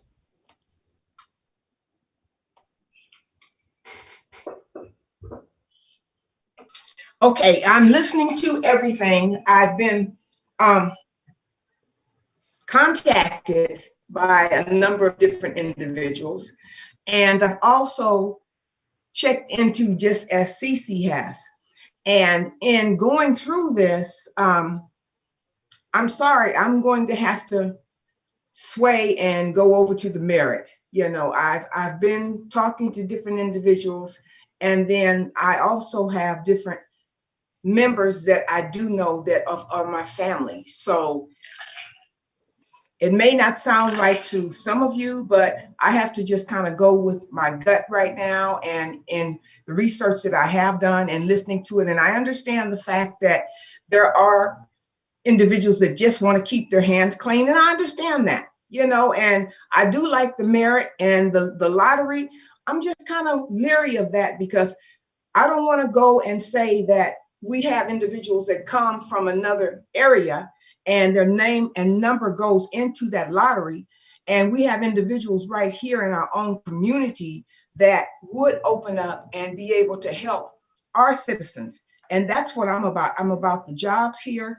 And if you open it up to just saying, put your name in a hat and pull me out, and what if I don't? What if I don't make it that way? Can you not hear me? We can hear you. Can you hear me? Yes. Yeah. So, I mean, that's just where I'm at right now. So, you know, I may be disappointing some individuals, but this is what I have to do in reference to the members of the district that I serve and the individuals that have contacted me. And that's who put me in this office. So that's where I'm going now. Thank you. I turn it back over. Thank you. I will turn it over to Council Member Rodriguez.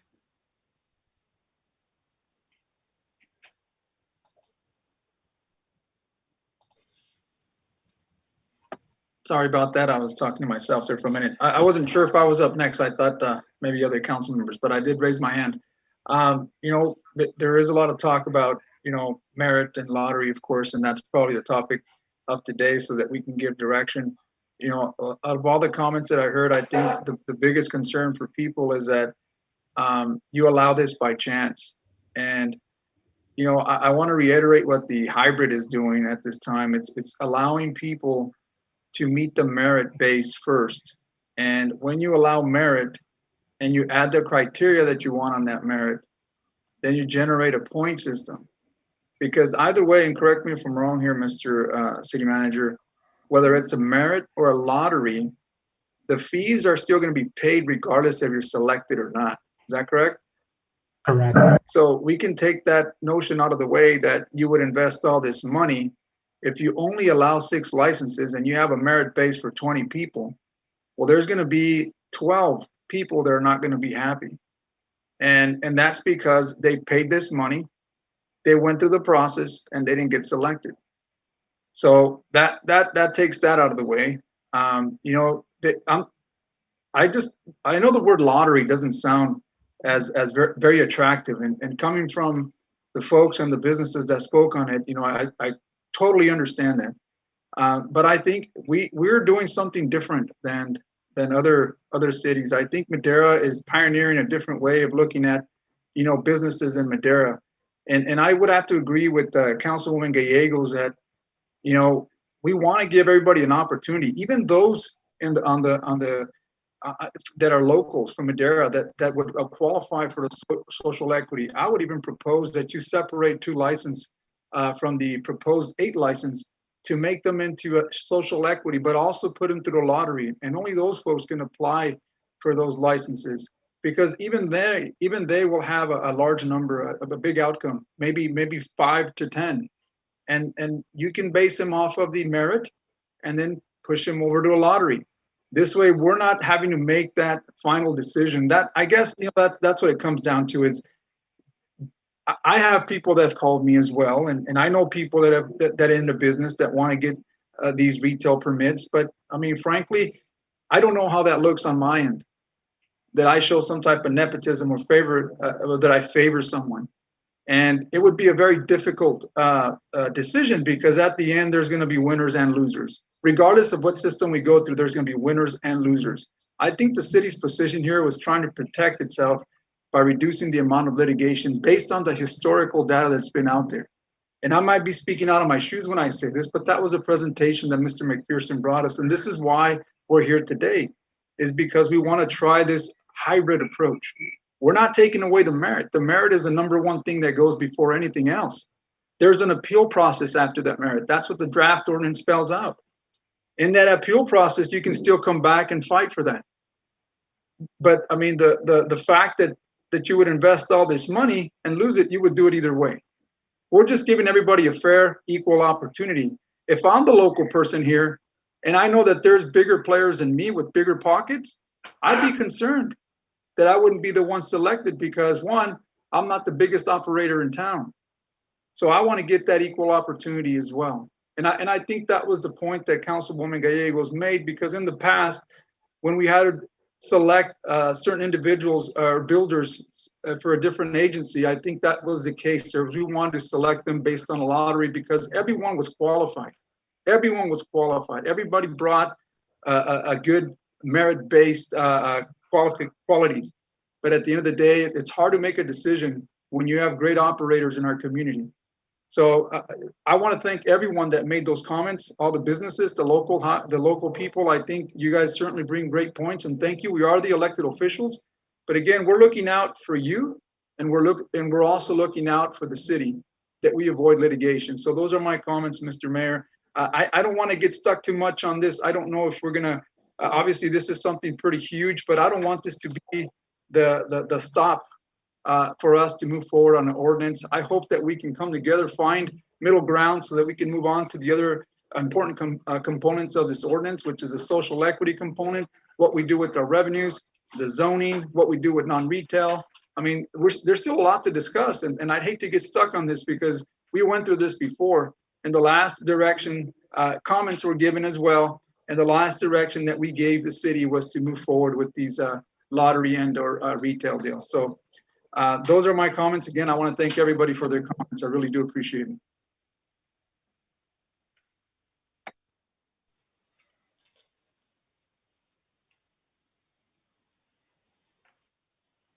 Mayor, you're on mute. Was that Thank me? you very much for that. Councilmember Montes? All right, thank you, Mr. Mayor. And for the record, I had my hand up first. I don't know what happened. We'll get to you eventually, that's for sure, brother. Yeah. So no, I do appreciate all the public comment. I appreciate all the information that everybody's put in. And the way I understand it, reading section 6-5.14, there's a couple different things that are going to happen. And so A is applications will be reviewed for the procedure guidelines, which have not been developed. That's in step 2. So there are some comments from people that, and it's kind of confusing to me. And maybe I can have put David on the spot on this one. So every operator is saying that they don't want a lottery because they believe it'll benefit them. Some of them are big, some of them are small, some of them are local, and some of them are not. So what I'm thinking is somebody's got to be wrong. So can one, and I'll ask David this after I finish my point on what we have, the hybrid that we have. Can you explain who's wrong? I don't know if you could do that, but somebody's got to be wrong, right? But as I understand this, the way the ordinance is written now, there's going to be an application vetting process. Then there'll be a verification that everything is zoned correctly. And again, that's still in development. I took some notes on this, so bear with me. Then only the approved applications will enter the lottery. They will be vetted again by the city manager and their team, presented to council, and the city council shall deny or approve the final candidates and select the top candidates in each category. Even though there has been a lottery process, I don't believe council is giving up any discretion or ability to vet, say, hey, we can choose this or we can choose that. And I believe somebody talked about Morro Bay. I think the recent court case that Morro Bay did have the ability or discretion to choose somebody that was different than the 1 and the 2. So I don't know if I've captured the process correctly, David and Arnoldo, but again, this does feel like a true hybrid process where there is merit-based to initiate, but council does have, at the end of the day, in my opinion, full discretion. So 1, did I capture that correctly? And 2, David, who's wrong? Councilmember Montes, I'm going to allow the other council members to speak before Dave does. I will certainly allow him to answer your question in a second. Council member Artemio Villegas. Okay, guys, my friends, I've been listening to everybody and I've been listening to the public comments. The public comments recommend highly that the merit is the best process. And the business, and nobody wrong or right, but in the business, people have more experience in the business. It should be have more possibilities to have success in the business. Is the margin about business is the best for the best candidate. Everybody recommend the merit. The merit is, I think, we should go by that. We should listen to the comments of the people because they already have experience with this kind of business.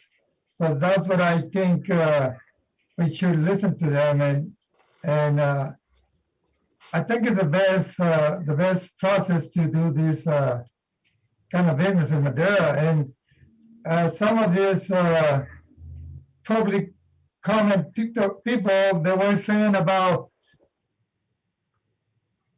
bring back Madera, the center of Madera, where the business that normally used to be in the past.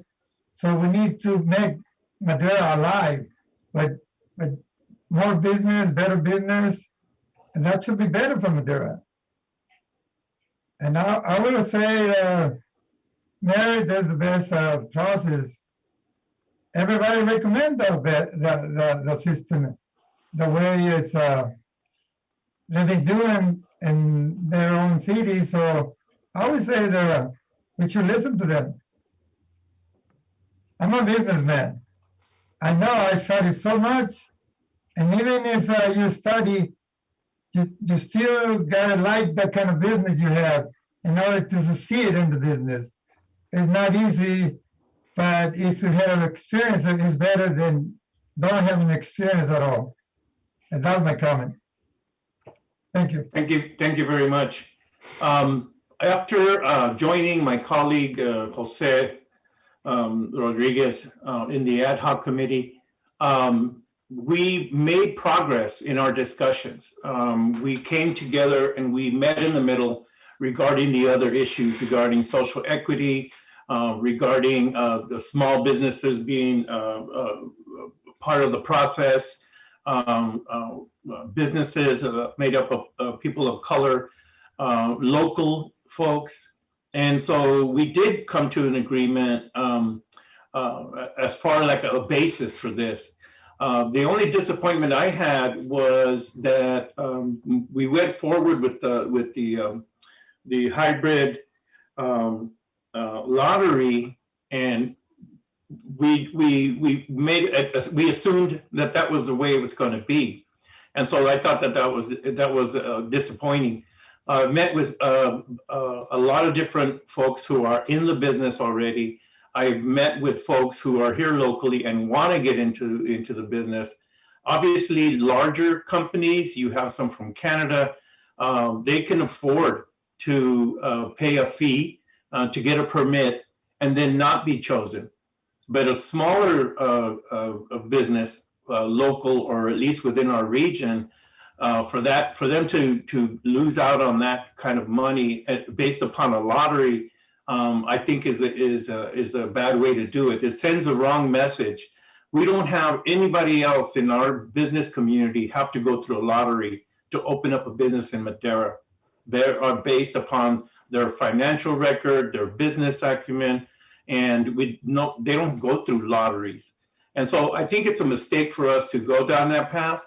I'm willing, certainly, although most people don't want to wait, I'm willing to continue discussing, to continue researching this issue rather than move forward with the lottery until we can make a more educated decision. I know that's not what a lot of people want to hear, but I think it's worth the effort. And I think that the ad hoc committee, by the way, and we're at a disadvantage because we used to have 3 members on our ad hoc committee, and now we're down to 2. Only 2 of us could talk at one time regarding this issue. So that's a disadvantage.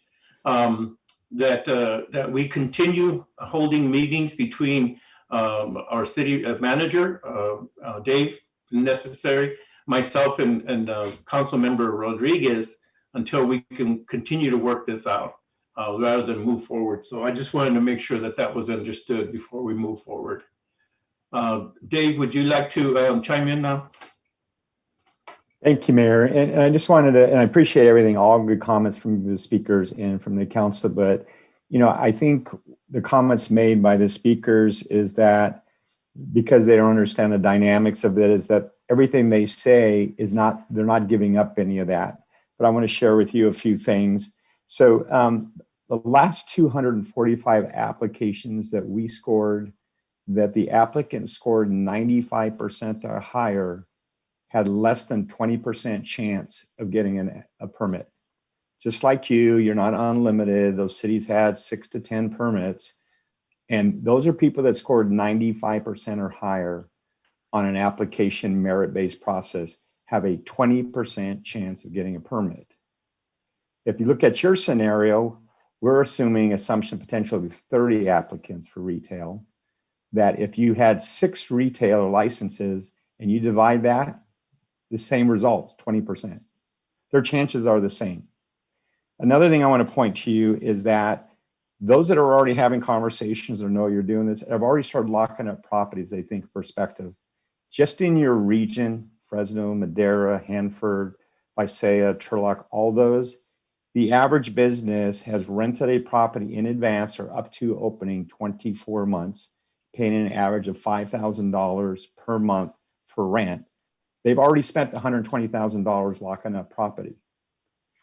And for the cities that have been litigated or sued, including Morro Bay, even though they won, they were sued. The average litigation is $200,000. Unless you're going to charge every applicant who gets a permit or not $7,000 to pay for your litigation, those are all costs and scenarios that you have to keep in mind, that you're not giving up in the lottery process, but you're benefiting and streamlining and saving a lot of resources and time to get to the same spot.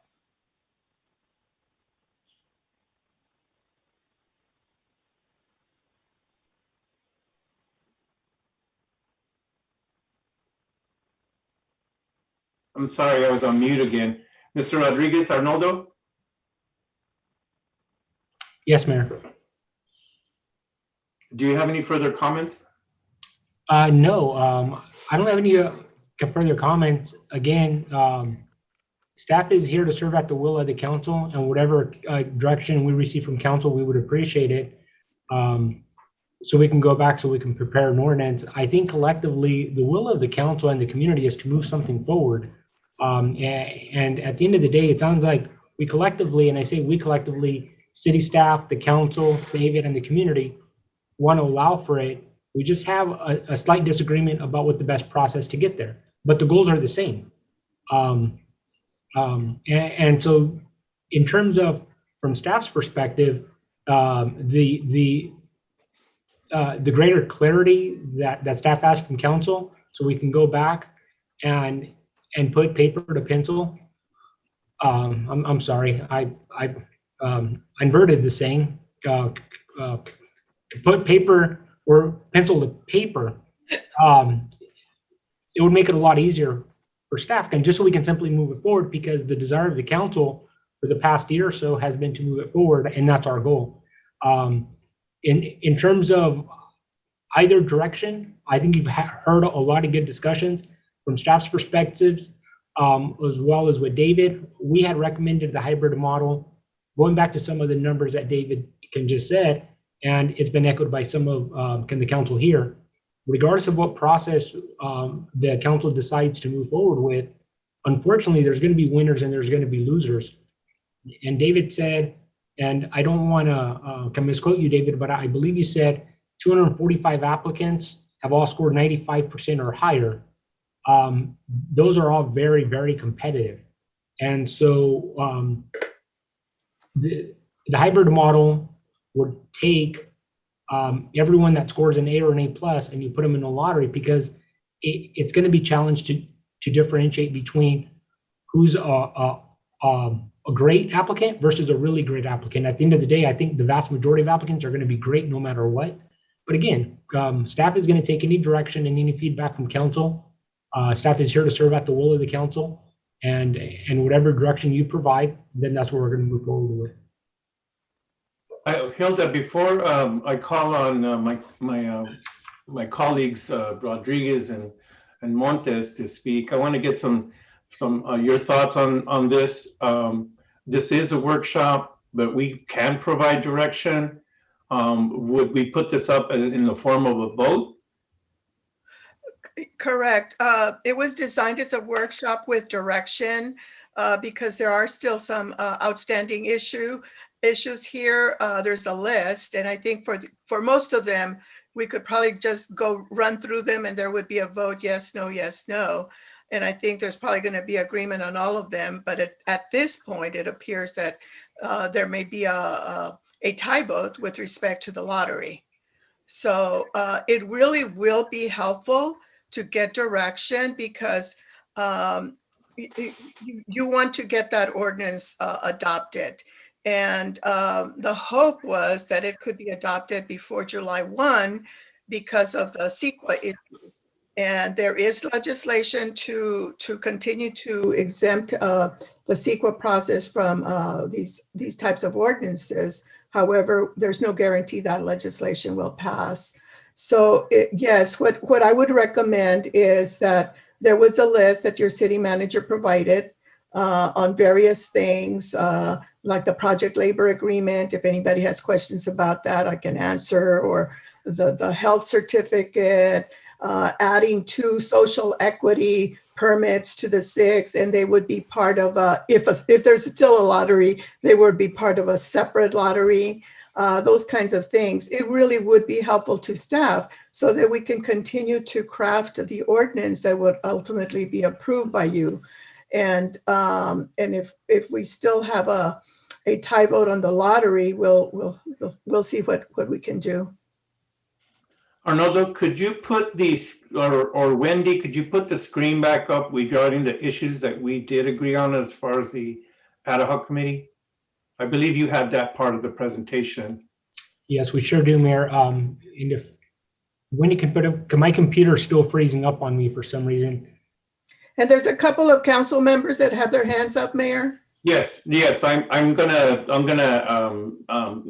acknowledge them, but at first I wanted to get the list up.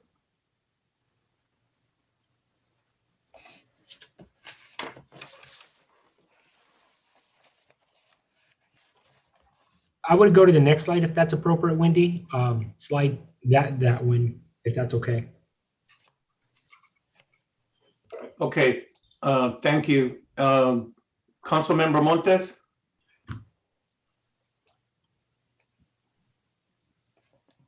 I was actually going to suggest that we move forward to something else and then come back to the lottery. But I guess we can take everything in order, right? Is that what we wanted to do? Yes, that's the thought process I believe that Hilda was talking about. Pull up my notes. Does everybody understand what the labor peace agreement is? Yeah, I believe the labor peace agreement is essentially a cannabis business is not going to oppose unionization by its employees.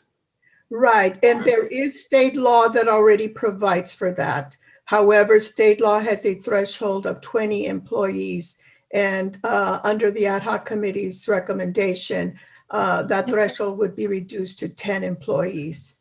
And there's, and there's things as far as to allow for smaller business to get there. So once somebody has less than the number, but then they reach that number, they would still at that point be required to have project labor agreement, and that's so that there's peace between the workers and management, and the employer cannot prohibit the potential organizers from meeting with employees, et cetera. And then the union cannot engage in work stoppages or prevent businesses from conducting their operations. Okay. And I just had a general question. I guess this one again would go to Arnoldo and David. So there was a lot of requirements in the ordinance that kind of went back to let me see, state regulations, right? The AUMA and MAU CRSA, and kind of going back to Mayor Garcia's point, other businesses, or I mean, these are already requirements. So does it become redundant, or what is the rationale there for us to require something that's already required? It's just a matter of the way you draft ordinances for things like that. It's like the state law requiring having a code of conduct, a conflict of interest laws, and then requiring cities to also have them. It's just to underscore that whoever gets a permit from the city will meet all the various state law requirements. Okay. All right. And that, that's kind of double-edged, right? So if the state is already requiring it, then, I mean, the operators really can't complain because it's already a requirement. Correct. They would have to certify that they will meet all state law requirements. Okay. Well, those are my comments. And with that, I really don't have any issues with these conditions of the project approval. Thank you very much. Councilmember Rodriguez. Yes, thank you, Mayor. So, I was under the impression we were going to move forward with the last direction that we gave council. I thought we've already had that settled, and we were moving forward on on these items that the ad hoc had determined that we came to middle ground, only to present them to the council, because I felt that, these items here are certainly important, not only to the mayor, but our community as well. And to me, we want to see that we move forward on this. I'm somewhat discouraged with the turnout today, because it means that we have to come back another time, discuss it again. Obviously that's an expense to staff time, attorney, and the consultant. More importantly is, I don't know how the merit-based system would turn out if we have the same type of disagreements. I would figure that the last time we were here, I thought it was the majority that moved forward on the lottery and also the number of licenses. There is another proposal there to add 2 additional licenses. And again, this is for the social equity. I just want to I wanted to highlight that, these folks that want to participate in the social equity, there is funding available from the state to allow them to go through a certain process where certain fees could be waived or certain application, so that they too have an opportunity. Kind of to David's point, is that they have that 20% opportunity to get in there. So I'm just, I would hate for us to come back only to meet 3-3 again, 4-3, whatever the case may be, because even in a merit base, I think you're going to have that when you have to select someone, because we're going to have a process of selecting these particular retailers, and that becomes a burden. I think we've all been part, or at least most of us been part of a selection process, whether it be an RFP, whether it be executive directors and what have you, and it's a task, and we're going to go to work, and here we had an opportunity to have a good merit-based system that's already, it's hybrid, to where you're going to be scored very, very highly. And at that, if you don't meet that requirement, you have an opportunity to appeal. At that time, the council has discretion. And after that, you get to the lottery, where you have the best chance of possibly being part of that. Regardless if you're an operator that has $1 billion, or you have an operator that only has $10,000. And that's my point there, is that I appreciate that we're going to come through these other ad hoc proposals, but more so I'm kind of discouraged that we can't move forward on what we had already agreed to and staff had recommended. Not to say the staff is always right, but I mean, we're looking after our city and we're trying to make this in the best possible fair way that we can for all operators, to try to get ourselves out of the selection process, because there's going to be many operators that I like, that you like, that we think are the best qualified. But at the end of the day, there's winners and losers. And that's going to be up to you. Whether it's a 3-4, 4-3, 3-3, whatever the case may be, it'll be on you. So, I mean, and that's our task as council members. I think that's what we want to do. But here's a good opportunity to set the stage, so to speak. Pioneers in this, a city that with the unique process of doing the selection process, and we can make this historic. We can make this the trend. So I know that I'm probably going to get a lot of bashing with either local or the operators on their comments. Like I said, I do appreciate everything they said, but at the end of the day, you know, it's what's in the best interest of the community, the best interest of the city. I serve to represent the city as a whole, not any particular operator or any particular person or business person. So I hope that we can find common ground and move forward. I know that we're going to find these smaller proposals, but at the end of the day, if we can't get past that lottery or merit-based system, then I mean, I see this just dragging on more.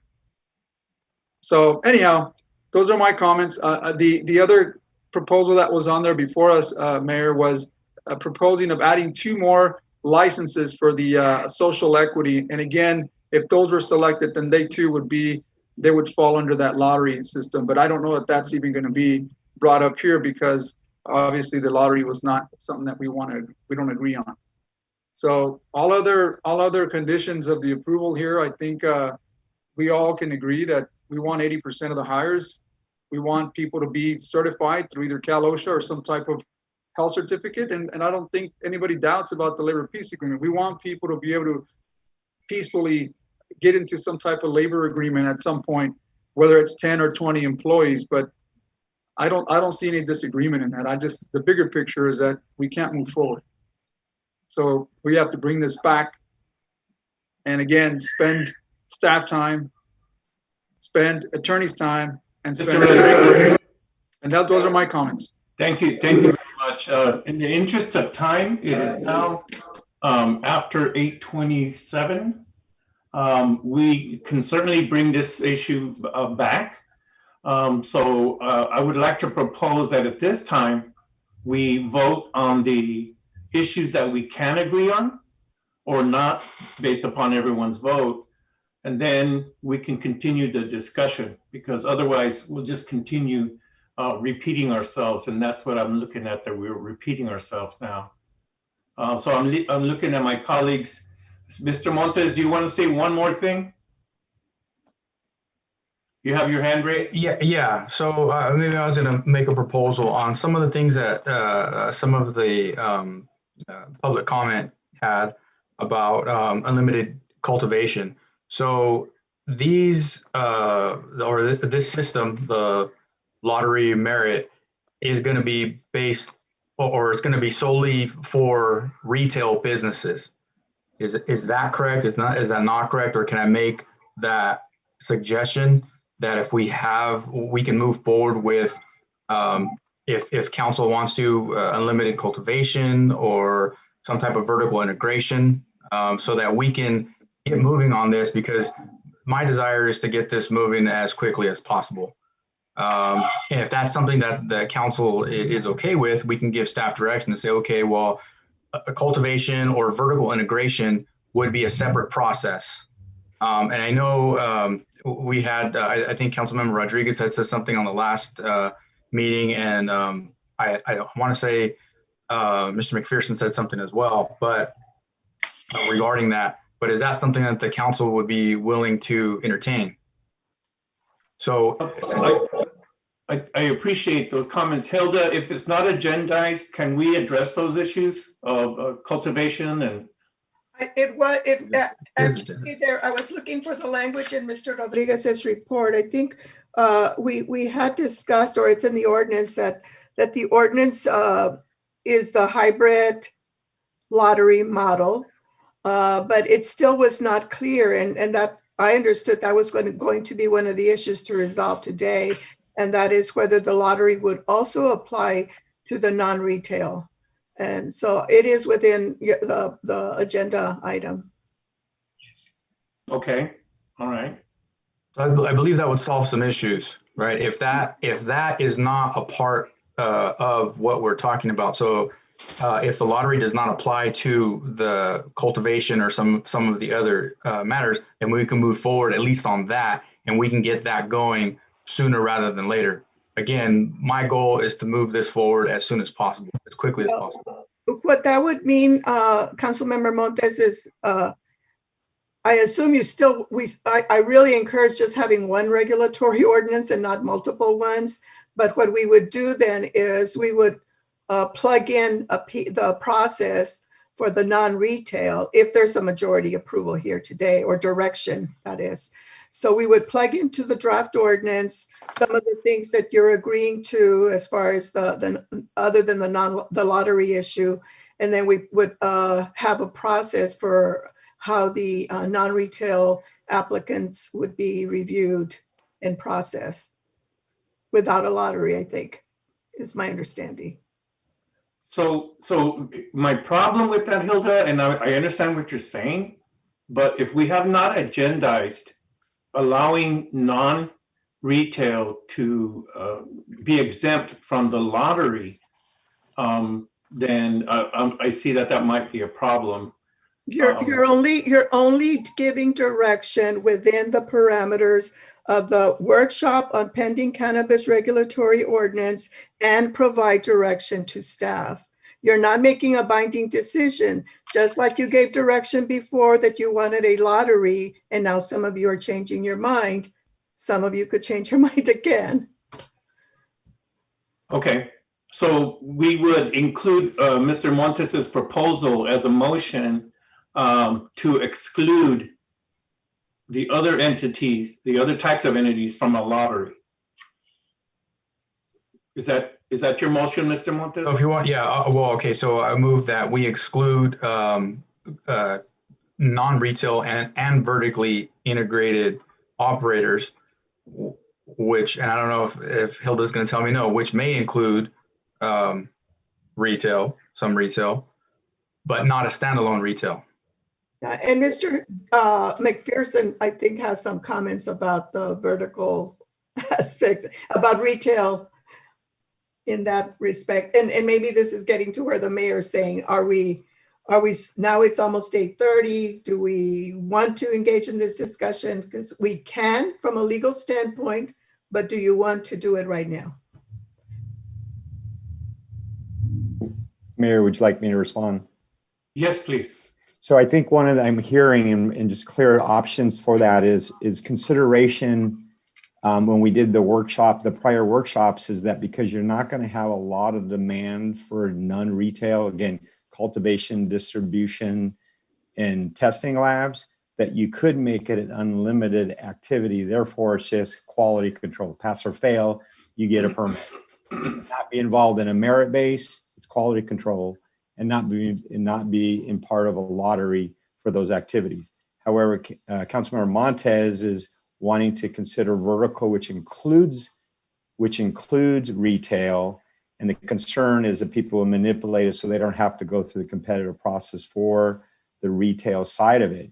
Should you wish to do that, one thing to keep in mind is we have had this done in another city, that should you allow a vertical business, they have to have all their non-retail activities up and running and operating before they can even get the permit for the retail. And that way you ensure that they are going to address Mr. Rodriguez of having the non-retail businesses creating jobs and creating revenue, and that they don't renege on their commitment or promise. I'm going to acknowledge Councilmember Rodriguez in a second, but if because I agree that we shouldn't have a lottery, period. And I agree that these other entities shouldn't have to go through a lottery system. That I have no problem with that. I can agree with that proposal. What I have a problem with, though, is that if someone has the 3 or 4 types of business under one roof, and they don't have to do a lottery for retail, and everyone else is doing a lottery for retail, I think I have a problem with that. Because if you have multiple business under one roof, and you have included in there an exemption for a retail, and you're exempt from the lottery, I think that would be wrong. So I could not agree to that part. So just want to put that out there. Mr. Rodriguez. Yes, I didn't want to get into the weeds, but yeah, I certainly agree with that also, Mayor, is that, you know, in order to, because I think that was the concern that Mr. McPherson had brought back, was the circumventing around to try to get that retail. And I think there was some conversation in respects to maybe adding those 2 components, is that you're fully, get the first 2 parts fully integrated and make it a requirement where you have a certain amount of square footage, so that this way, you know that they're true players and they want to be true manufacturers, cultivators, what have you, what that industry, dictates. So that was one of the proposals there that I would add to, is that not only do you not make it a lottery, but you also put that verbiage as a condition, so that these people are not just trying to seek the retail, but are actually here to, 1, cultivate, manufacture, and then as a condition of meeting a certain square footage, then they can certainly attract that retail permit. And I'm not sure if that's something that you would consider, but this way it's not made very easily available. You get what I mean? Yeah, no, I understand completely. Mr. Montes, I'm going to give you a little bit of time, and then we got to put this puppy to bed. Okay, so I'm just trying to get whatever strategic advantage I can. If that is an incentive that we're offering, because in the past workshop, I believe the estimate that Mr. McPherson said that we would get for cultivation was 0.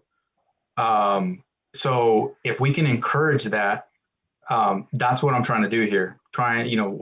What's the point? We want to get the revenue, we want to get the business, it's going to help out the community. And if we're not going to have anybody interested in cultivation, how can we incentivize it?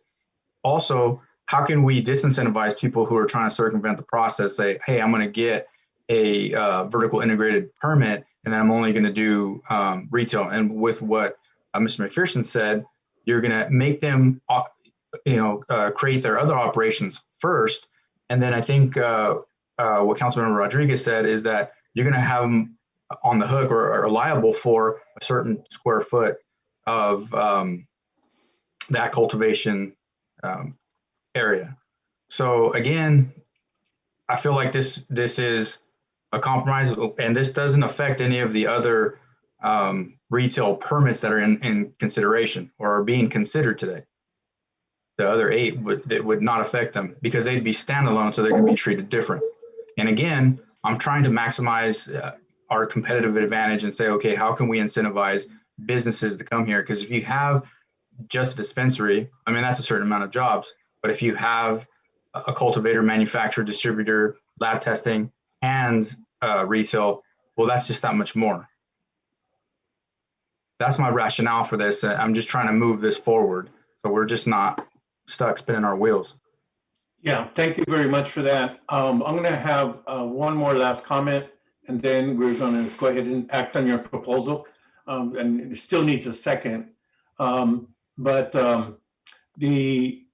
can agree, I personally can agree that we should exempt from the lottery the other types of businesses, but I cannot agree to allowing one who is multiple types of permits to circumvent the process of the lottery if a lottery is going to exist. So I would vote no against your proposal unless the retail that wants to do multiple businesses is going to go through a lottery like all the others are going to do. So I would vote no on your proposal if that was still going to be the thing. Going to the cultivation, there's two companies that want to come and grow cannabis in Madera so far that I've heard. They haven't gone through the process yet, but that I understand that they want to cultivate here in Madera. Okay, so what Mr. Mayor, if I may move on. Mr. Rodriguez, I appreciate that you want to continue this conversation. I just want to have one last comment, if I may. All right. Thank you. Go ahead. So, in light of what's been said today, with all the comments that were made, I think staff has certainly put in their work. And I don't think it's fair that we sit here and not give them direction.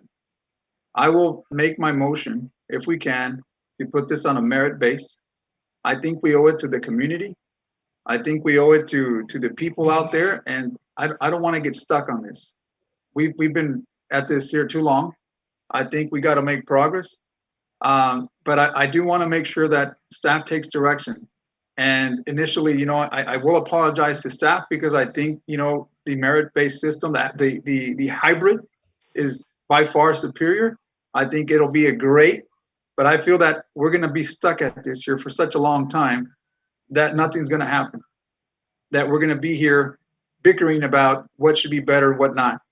And again, I want to make sure that we move forward, and I would certainly move forward on the merit, and we start agreeing on these other items that we have before us, and hopefully we can get a proposal, or we can get a draft ordinance out, or an actual ordinance here sooner than later.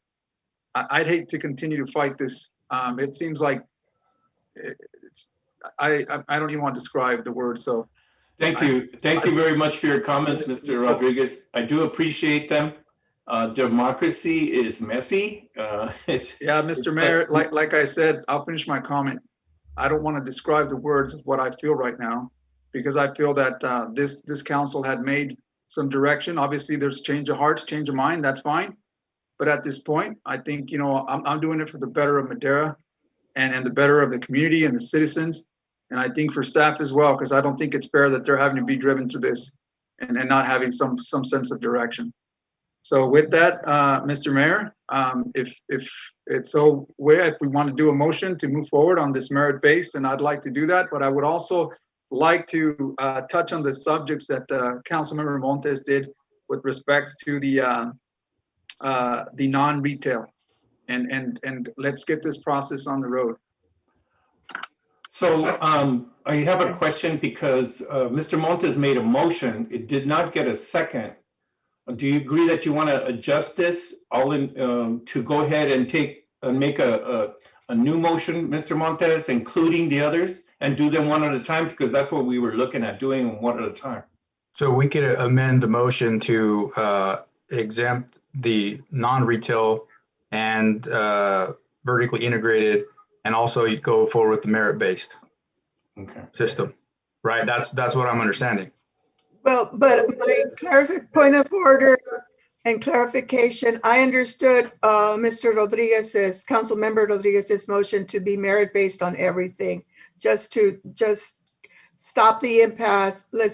I don't like it. He has many reasons why he doesn't like it, but he'd rather have an ordinance. He'd rather move forward. And so his motion would be to move on merit-based on everything. Is that correct, Mr. Rodriguez? Merit-based, correct, but I do want to have on the vertical integration that we also have some language added to that, and that's the direction to Councilmember Montes's point, is that if we do allow these vertical integrations, that they also have, they're subject to, because, here's what's going to happen, and this is why the lottery system I thought was a good idea, is because if you allow vertical integration, we then, I want to allow for an opportunity for them to have a storefront if they meet the other conditions of that permit, which is, cultivation, manufacturing, and if they want to apply for that permit, then so be it.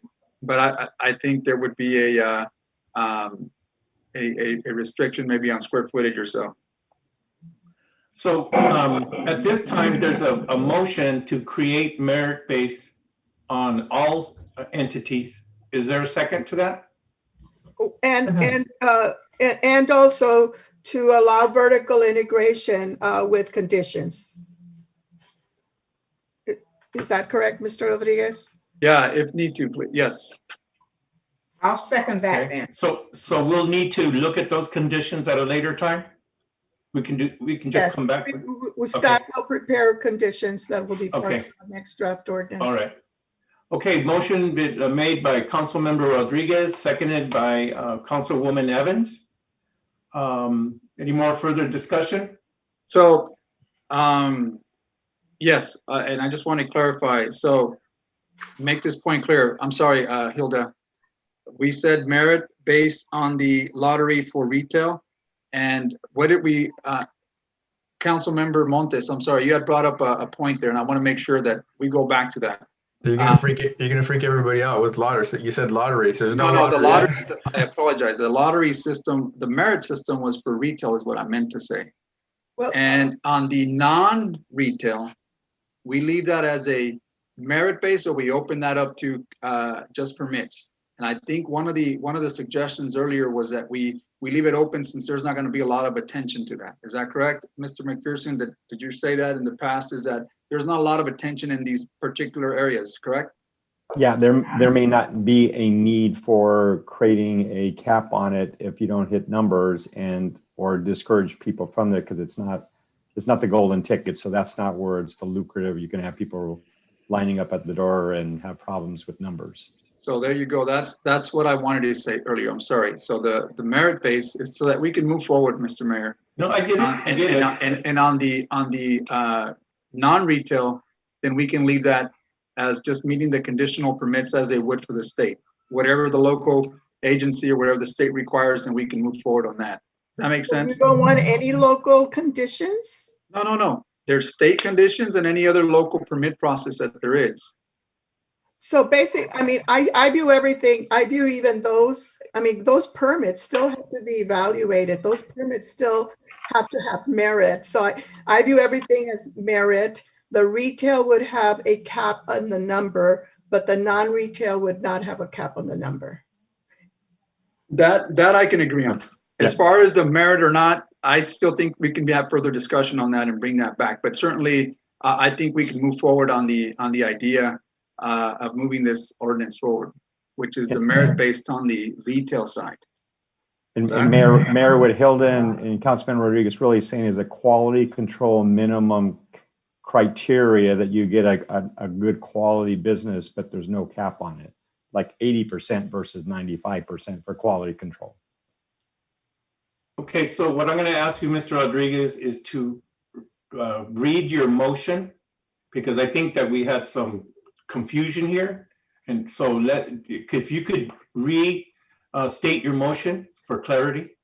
My motion was only, Mr. Mayor, to move, what I said was to move the lottery out of the way and put the merit towards the retail.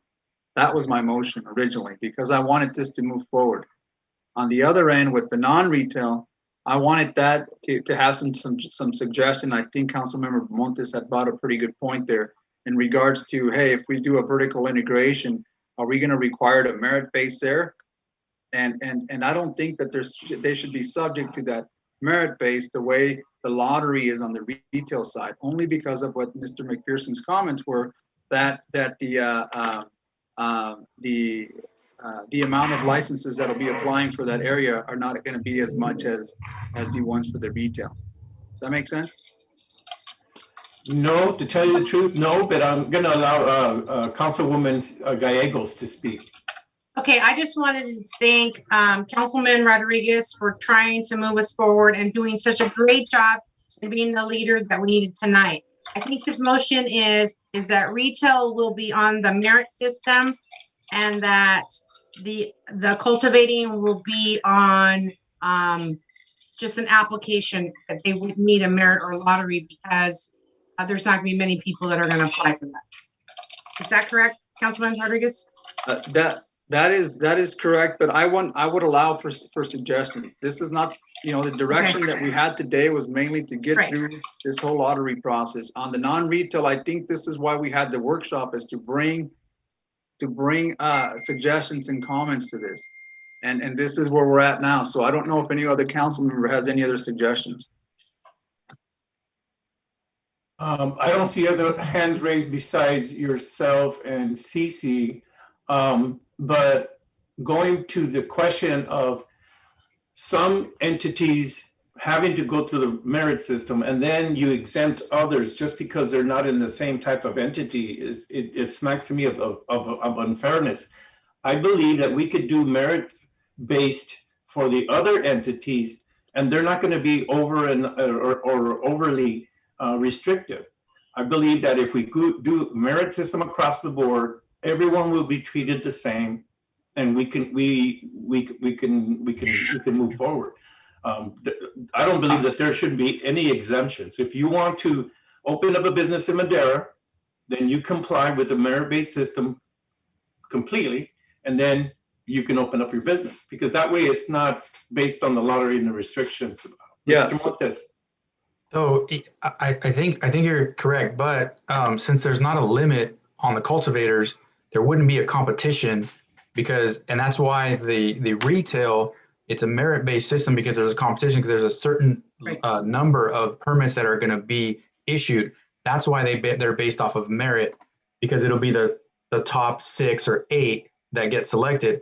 But on the other side with cultivation or vertically integrated, since there is no limit, there's no competition, so it wouldn't be merit-based. As long as they meet all the conditions of whatever we put in, and it'll be in the next step, conditions of the project, as long as they meet all those conditions, they would be allowed to operate. So I think we're kind of getting confused with that. So there would be no merit just because there's no competition there. You're not competing for a certain amount of spots. And thank you for that clarification. And I can agree with this proposal that we move forward, because like you said, we're not putting a limit on those, and the other one retail we are. So I could see us moving forward. So if you want me to make my motion, that would be that we do the merit based on the retail, and we do a quality on the non-retail, with no cap on as far as the amount of licenses. Would that sound good? Is that okay there, Hilda? It's your motion. It's legally permissible.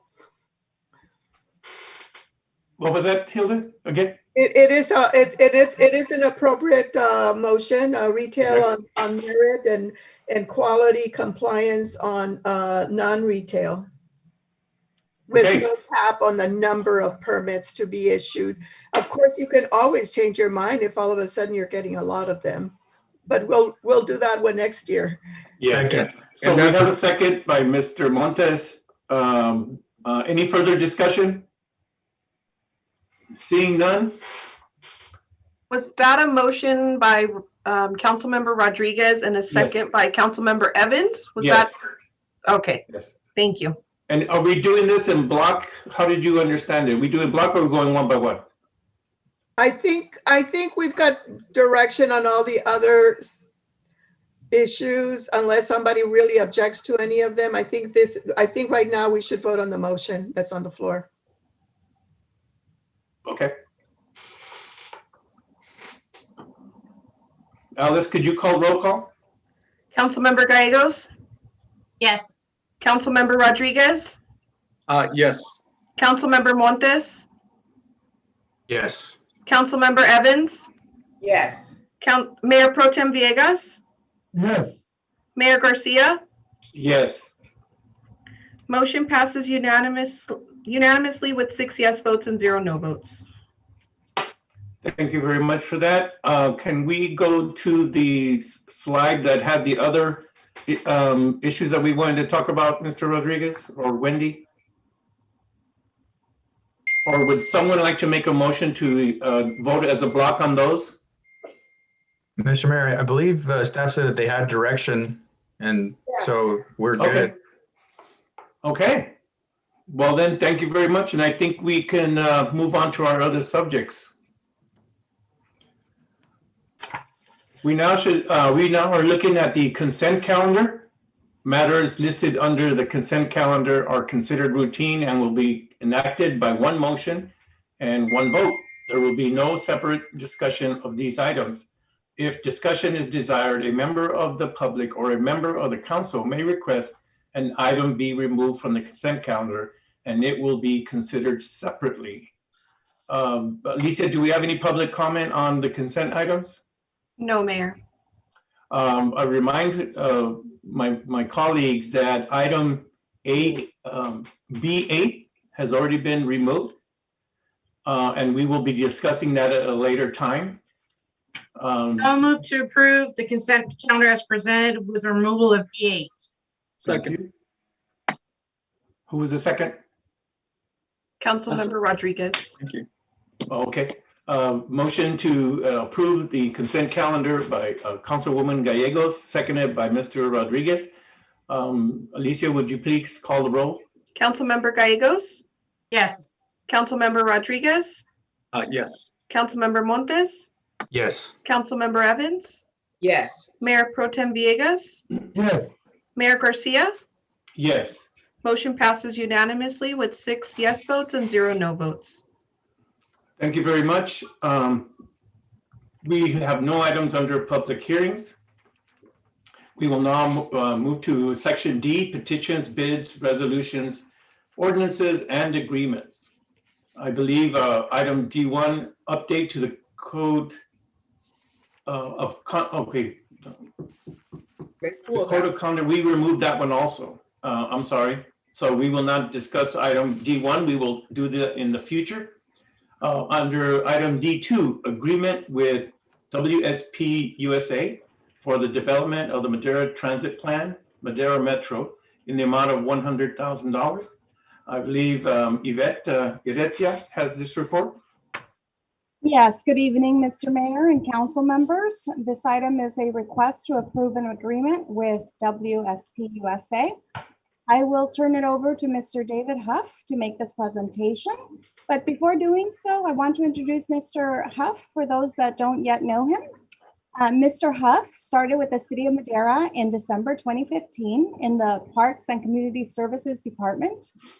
He transferred to the Grants Department on April 2020 to serve as Interim Program Manager, Grants.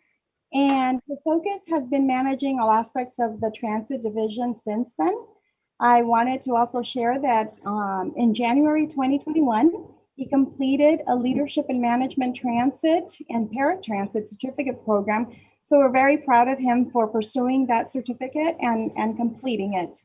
I also wanted to thank Ms. Lisa Nixon, serving in the capacity of Interim Purchasing Manager, for her assistance in working with grant staff through this RFP process. So with that, I will now like to turn it over to Mr. Huff to begin the presentation.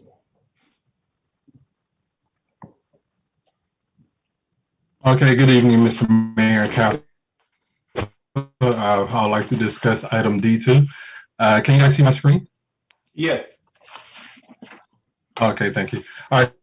Good evening, Mr. Mayor and Council. I'd like to discuss item D2, agreement with WSP for the development of the Madera Transit Plan, Madera Metro, in the amount of $100,000. So just to get some history, since June of 2017, a strategic objective for the city transit system has been to have a more critical eye and to enhance the services provided through Madera Metro Transit Service.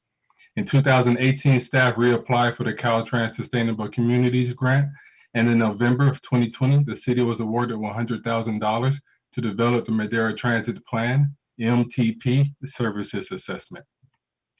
What is the MTP? The goal is to evaluate the system and devise operational and policy changes that will improve transit services. In order to achieve this goal, it was necessary to procure professional consulting services with expert knowledge on transit systems operational planning. This thorough assessment is the first assessment of this type conducted for the city transit system since transit service began in the city in 1979. Why do we need the MTP? Madera Metro is in need of an assessment after residents and staff identify multiple deficiencies through surveys, feedback, and review of the MCTC Unmet Transit Needs Annual Report.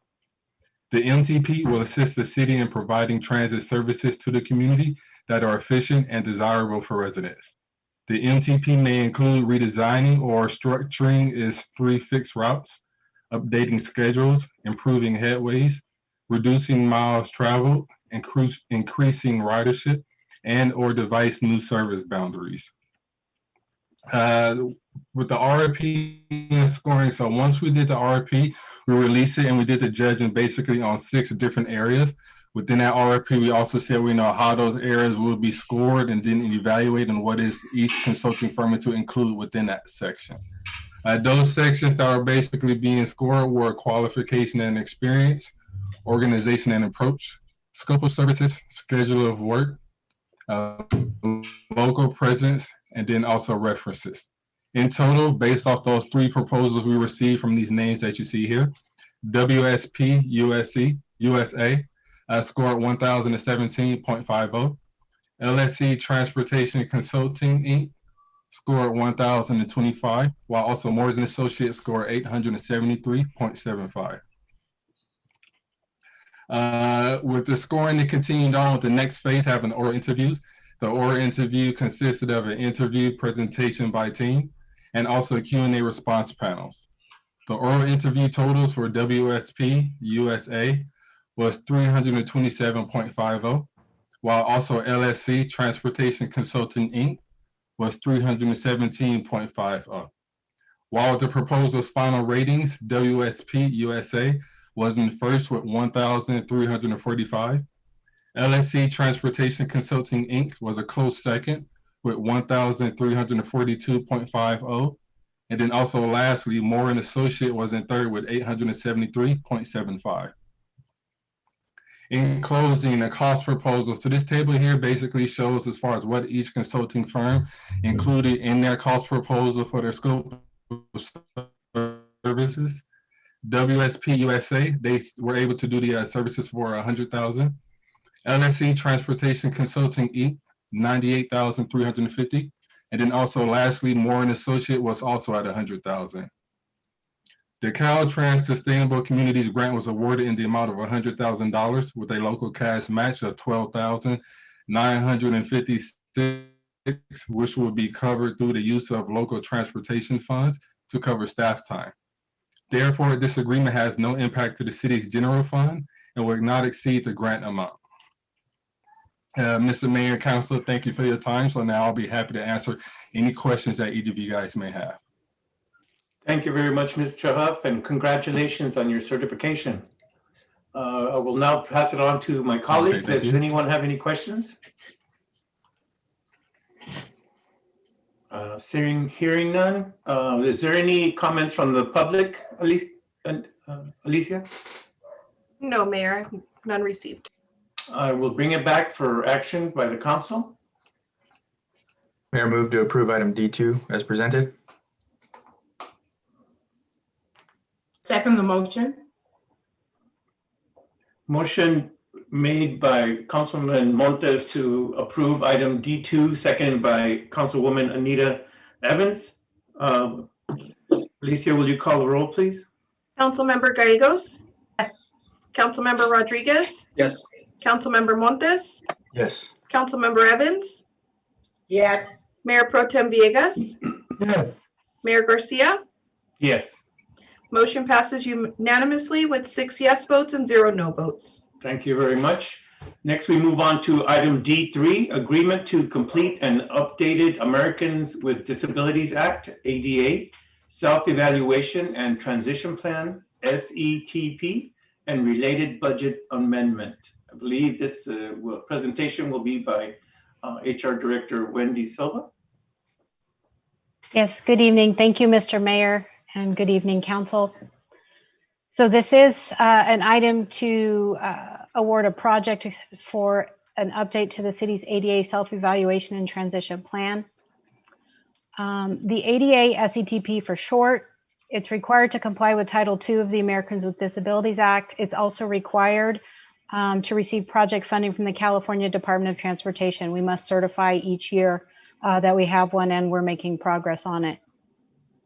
The plan includes evaluations of city facilities, programs, policies, communication, as well as public rights of way to ensure that we are providing services to citizens of all abilities. So staff reviewed the scope of the project with the ADA Advisory Council and received feedback, which was incorporated into the request for proposals. That was published and the city received 6 proposals. The proposals were reviewed by a committee made up of city staff and members of the ADA Advisory Council. The committee ranked the proposals as follows. Sally Swanson Architects ranked number 1 based on the content and quality of their proposal. Based on the committee rankings, the staff is recommending award of the agreement to Sally Swanson Architects. They would complete an ADA self-evaluation transition plan for the city. The project timeline is 13 months. In addition to the base elements of a standard ADA SCTP, they will be doing GIS mapping for us. That would be all city right-of-way. This is sidewalks, curb ramps, pedestrian signals, on-street parking stalls, and parking lots. Of note, one of the new requirements that came under case law since the last time we did an ADA SCTP has to do with the availability of on-street parking. And so we need to pay attention to our downtown corridor. They will do the GIS mapping, including taking photographs. They will also provide a service we talked to them about where while they are out and about, they will provide the GIS mapping of all of our streetlights. We have some data that has been compiled over time by numerous staff members. While they're out surveying the sidewalks, they would use their machine to tag where these streetlights are, as well as take pictures so we know what type of streetlights we have where. The total project cost inclusive of the added GIS elements is $244,550. The estimated cost in the current fiscal year, so what we have remaining of the 2021 year, is $60,000. The remaining project cost would be budgeted in the fiscal year 21-22 operating budget. The requested action tonight is to approve the consulting services agreement with Sally Swanson Architects to provide the updated ADA SCTP with the GIS services, and it would amend the budget to account for the amount of the project anticipated in the current year. Are there any questions I can answer for the council at this time? I see no hands raised. Alicia, do we have any public comment on this issue? We do not, Mayor. Thank you very much. I'll bring it back to council for action. So moved to approve D3 as presented. Second. Motion to approve item D3 by Councilwoman Gallegos, seconded by Councilmember Montes. Alicia, could you call the roll? Member Gallegos? Yes. Councilmember Rodriguez? Yes. Councilmember Montes? Yes. Councilmember Evans? Yes. Mayor Pro Tem Villegas? Yes. And Mayor Garcia? Yes. Motion passes unanimously with 6 yes votes and 0 no votes. Thank you very much. Now looking at item D4, amendment to professional services agreement with Provost and Pritchard Consulting Group. I believe this is by Mr. Helmuth. Good evening, Mayor and Council. It will actually be Gary Conti, our planning manager, who's presenting this. A portion of the report was prepared in the engineering department, but the report has been was initiated originally by the planning department. Thank you. Good evening, Mayor and members of the council. Gary Conti, planning manager. I'm going to share my screen with you folks. In a matter of time, I'm trying to be as brief as we possibly can. Everybody see the screen? Or are we in the? Yes, you're good. Here we go. Okay. So as a note, it's an amendment number 2 to professional planning and environmental services with Provost and Pritchard. And the reason behind this is because, in essence, the planning department is besieged with a fair amount of work. Right now, we're processing well over 70 discretionary and ministerial entitlement projects, in addition to other things that we deal here, which is well beyond the abilities of our current resources and staff. This contract is to serve both engineering, as we are responsible for providing environmental services to the engineering department as well as to other departments here in the city. We going to basically have engineering has some projects or CIP, which have minimum delivery deadlines are dictated by funding sources, and we are trying to meet those particular deadlines. And so in that effort, we're looking for outside source consulting services to provide that means due to our constraints in staffing resources. What we're looking at with regards to planning is specific as well to try and reduce that workload that we have presented to us is applying $150,000 or increasing our contract with Groves and Pritchard for $150,000 to provide that particular level of services. Funding need for that is we're seeking is the unassigned funds from the city's general fund to provide that, and that's of course subject to your appropriation. Please be mindful that a portion of that fee increase is going to be borne by applicants as they pay for their land use and develop entitlements that will ultimately be deposited into the general fund account. $100,000 of this increase, which is for a total of $250,000 when I speak of this, is to be directed towards doing the CEQA and NEPA responsibilities for the capital improvement projects that are being undertaken by the engineering department. That funding is available, and that would be funded through a number of different types of funding mechanisms, CBG monies, the CMAQ funds, and the HSC funds that are applied to each of the specific projects. These would be charged to against each individual capital improvement projects, and therefore there would not be an impact to the city's general fund. And what we're asking council this evening is to adopt a resolution that would amend provide a second amendment to the professional services agreement with Provost and Pritchard to not to exceed compensation for an additional $250,000 to address the two matters I spoke of a moment ago, and to authorize the finance director to transfer $150,000 from the city's 2021 unrestricted general funds into the planning department's contract services account. I'd be happy to answer any questions that you may have. Thank you very much for that. I'm bringing it back to my colleagues. Does anyone have any questions regarding item D4? I see no raised hand. I have one. Councilwoman Gallegos. Yes, thank you, Mayor Garcia. I'd like to thank Gary and his staff. I've gotten a lot of phone calls about permits and planning, and I know we have some new assistant planners in there, Gary. So thank you for what you're doing and trying to keep us afloat. I know you came in with a pile of things that we already had in the city that needed to go forth. So I applaud you on bringing this forth to us, because we have so many projects that need to go forward and have kind of just been in the loop waiting. But because of this COVID, it seems like everything is just, everybody wants to build and that's a great thing for us. It's just, we don't have our complete staff yet in the planning department. So again, I thank you for hanging in there and keeping the ship rolling forward. And hopefully this will help us and get everything rolling where it's just going to be a smooth sailing after we get all these projects up and going in the city and everyone sees the wonderful things happening. Thank you, Mayor Garcia. Thank you, and I would echo that, Councilwoman Gallegos. I see no other hands raised. Alicia, do we have any public comment? No, Mayor, not at this time. Thank you very much. I'll bring it back to council for action. I so moved to approve D5 as presented. Second. Was that D5? That was D4. Oh, D4, sorry, excuse me, D4. Yeah, I think that, yeah. And who was the second, please? Councilmember Rodriguez. Okay. No, I think that was Councilmember Montes.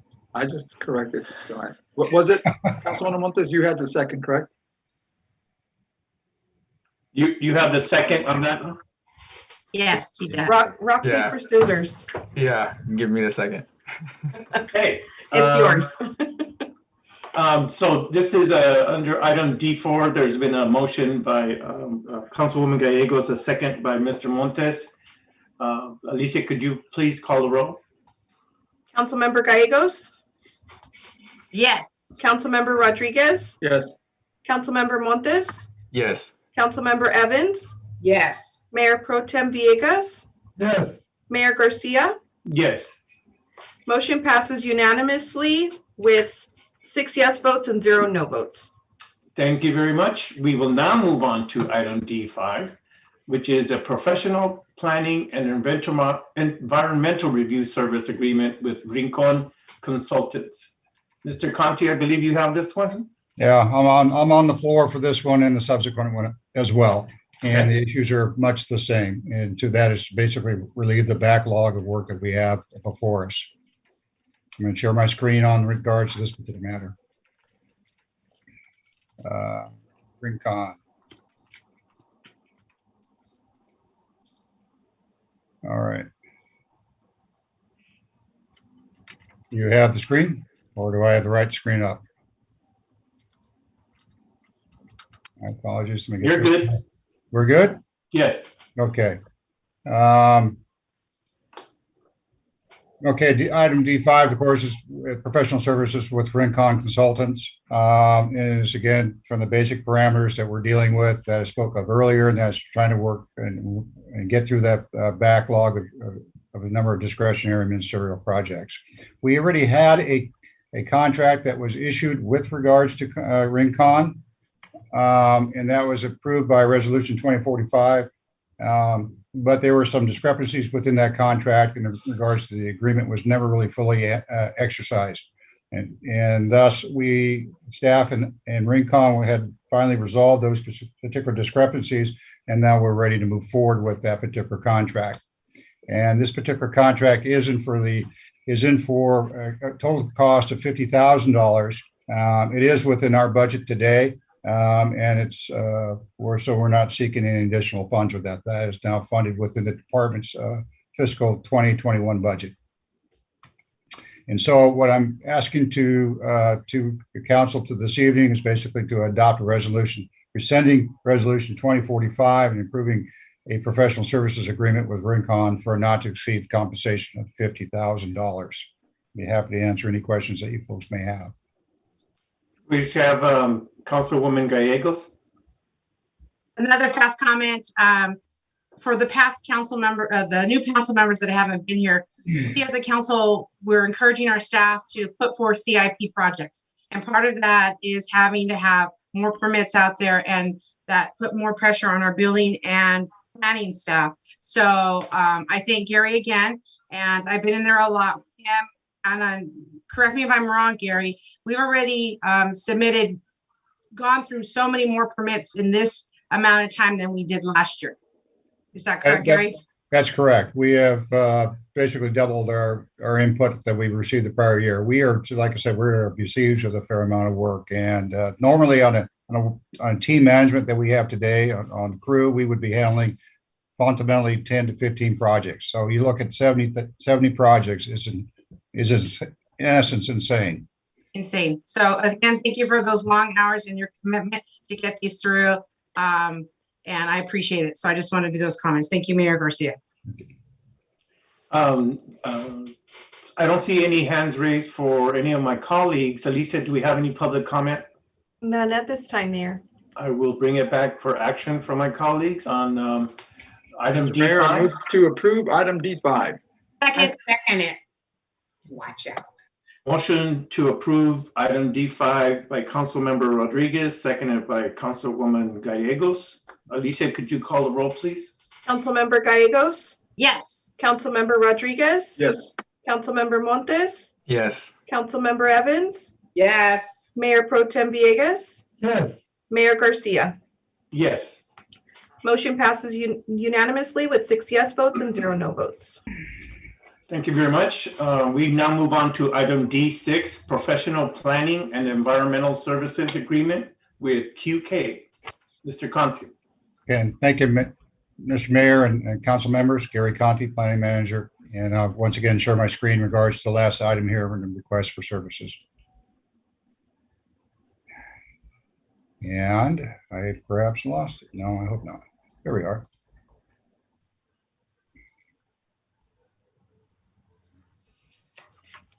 All right, everybody see the screen, I guess. And again, this is for item D6, professional planning services with QK. We went out and solicited for additional help to, again, alleviate the backlog of work that we have. And so what we're seeking is a contract with QK for a contract amount of $50,000. We're seeking to be financed via unassigned funds from the city's general fund, subject again to council's appropriation. And again, I'm remind council that a portion of that fee contract will be borne by fees paid by applicants of land use and development entitlements and deposits in the city's general fund to replenish that. I'd be happy to answer any questions that you may have. I don't see any hands raised from my colleagues. Alicia, do we have any comments from the public? Thank you. We do not, Mayor. Thank you very much. I'll bring it back to my colleagues for approval of or disapproval of item D6. So moved to approve D6 as presented. Okay. I heard Mr. Villegas. So motion by Council Member Gallegos to approve item D6, seconded by Council Member Villegas. Alicia, could you call roll, please? Councilmember Gallegos? Yes. Councilmember Rodriguez? Yes. Councilmember Montes? Yes. Councilmember Evans? Yes. Mayor Pro Tem Villegas? Yes. Mayor Garcia? Yes. Motion passes unanimously with 6 yes votes and 0 no votes. Thank you very much. We now move on to item E. And that is an administrative report, item E1, receive and file of the comprehensive annual financial report, CAFR, for the fiscal year ended June 20th, 2020. I believe Mr. Sanchez, Roger, you have this one? Yes, thank you, Mr. Mayor. Good evening, Roger Sanchez, Finance Director. So we'll try to make this as quick as possible. I'd like to introduce Mr. Kenneth Pond from the Pond Group, who is a owner and partner, and also Andrew Roth, who is a manager, I believe, an audit manager. I'd like to thank them for their service during this audit season, for all that they provided, and also for sticking around for this meeting. They do have a presentation. I'll ask them if it can be short. That'd be wonderful. But really quick, I'd like to especially thank them for the extra service that they provided on the CAFR. They've done extra line items that are very meaningful to me as a finance director, and splitting the cost on the liability on the pension information and the Measure T and other things that they went up above and beyond without asking. So thank you for your service. So with that, I'll pass it to Mr. Pond. Thank you so much. Good evening, Mayor and the member of the City Council. Again, my name is Ken Pun, and the founder and managing partner of the firm. And also in this particular engagement, I'm the technical reviewer. As Mr. Sanchez introduced, Mr. Andrew Roth is the project director who's overseeing the whole entire engagement. He is a pretty hands-on guy, so I'm having him just in case there are some additional questions from the City Council here. Tonight, I'm actually delivering audit results to the City Council, and then we'll perform some required communication under the auditing standard. So I'm going to share my screen real quick so that we can go through the presentation. We cut, like per the request, we actually cut it a little short. I know it's a long night for everybody, so we'll make it quick and easy for everybody to understand the financial result for the fiscal year end June 30, 2020. So what we are planning to do here today is going through the scope of work. Basically, it's the comprehensive annual financial report, going through the required communications under the current auditing standard AUC sections 260, communication with those charged with governance, which we determine the City Council and management is those charged with governance. So there are a couple items that is required to communicate with you. We'll go through the financial statement at the very high level, at 30,000 foot level, full accrual base as a primary government. And then we'll go through the key pension and OPEB information. And last but not least is to deliver our audit results to you. So the scope of work, the city engaged us to perform the financial statement audit on the City of Madera Comprehensive Annual Financial Report. As you know, this Comprehensive Annual Financial Report, it's go above and beyond the minimum requirements of the generally accepted accounting principle. It does report additional information, include introductory information. There's a transmittal letter completed by the delivered by management team, and then also in the back there is a statistical sections with different schedule in there, so that you can have a feel of what has happened in the last 10 fiscal year in a couple areas.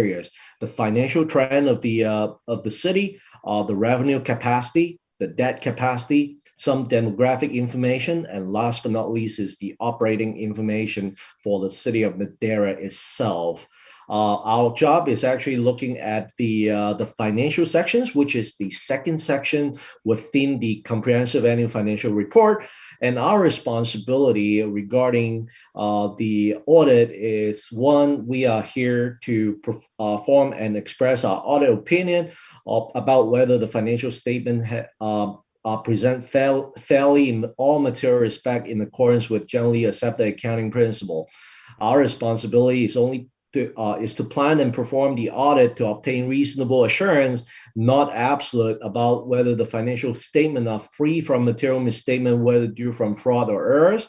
And last but not least, we consider internal control over financial reporting, and such consideration is solely for the purpose of determining the audit procedures, but not to provide any assurance on the effectiveness of internal control. However, if we identify any material weaknesses or significant deficiency, we are required under the standard to present to you in writing, and also present to you tonight.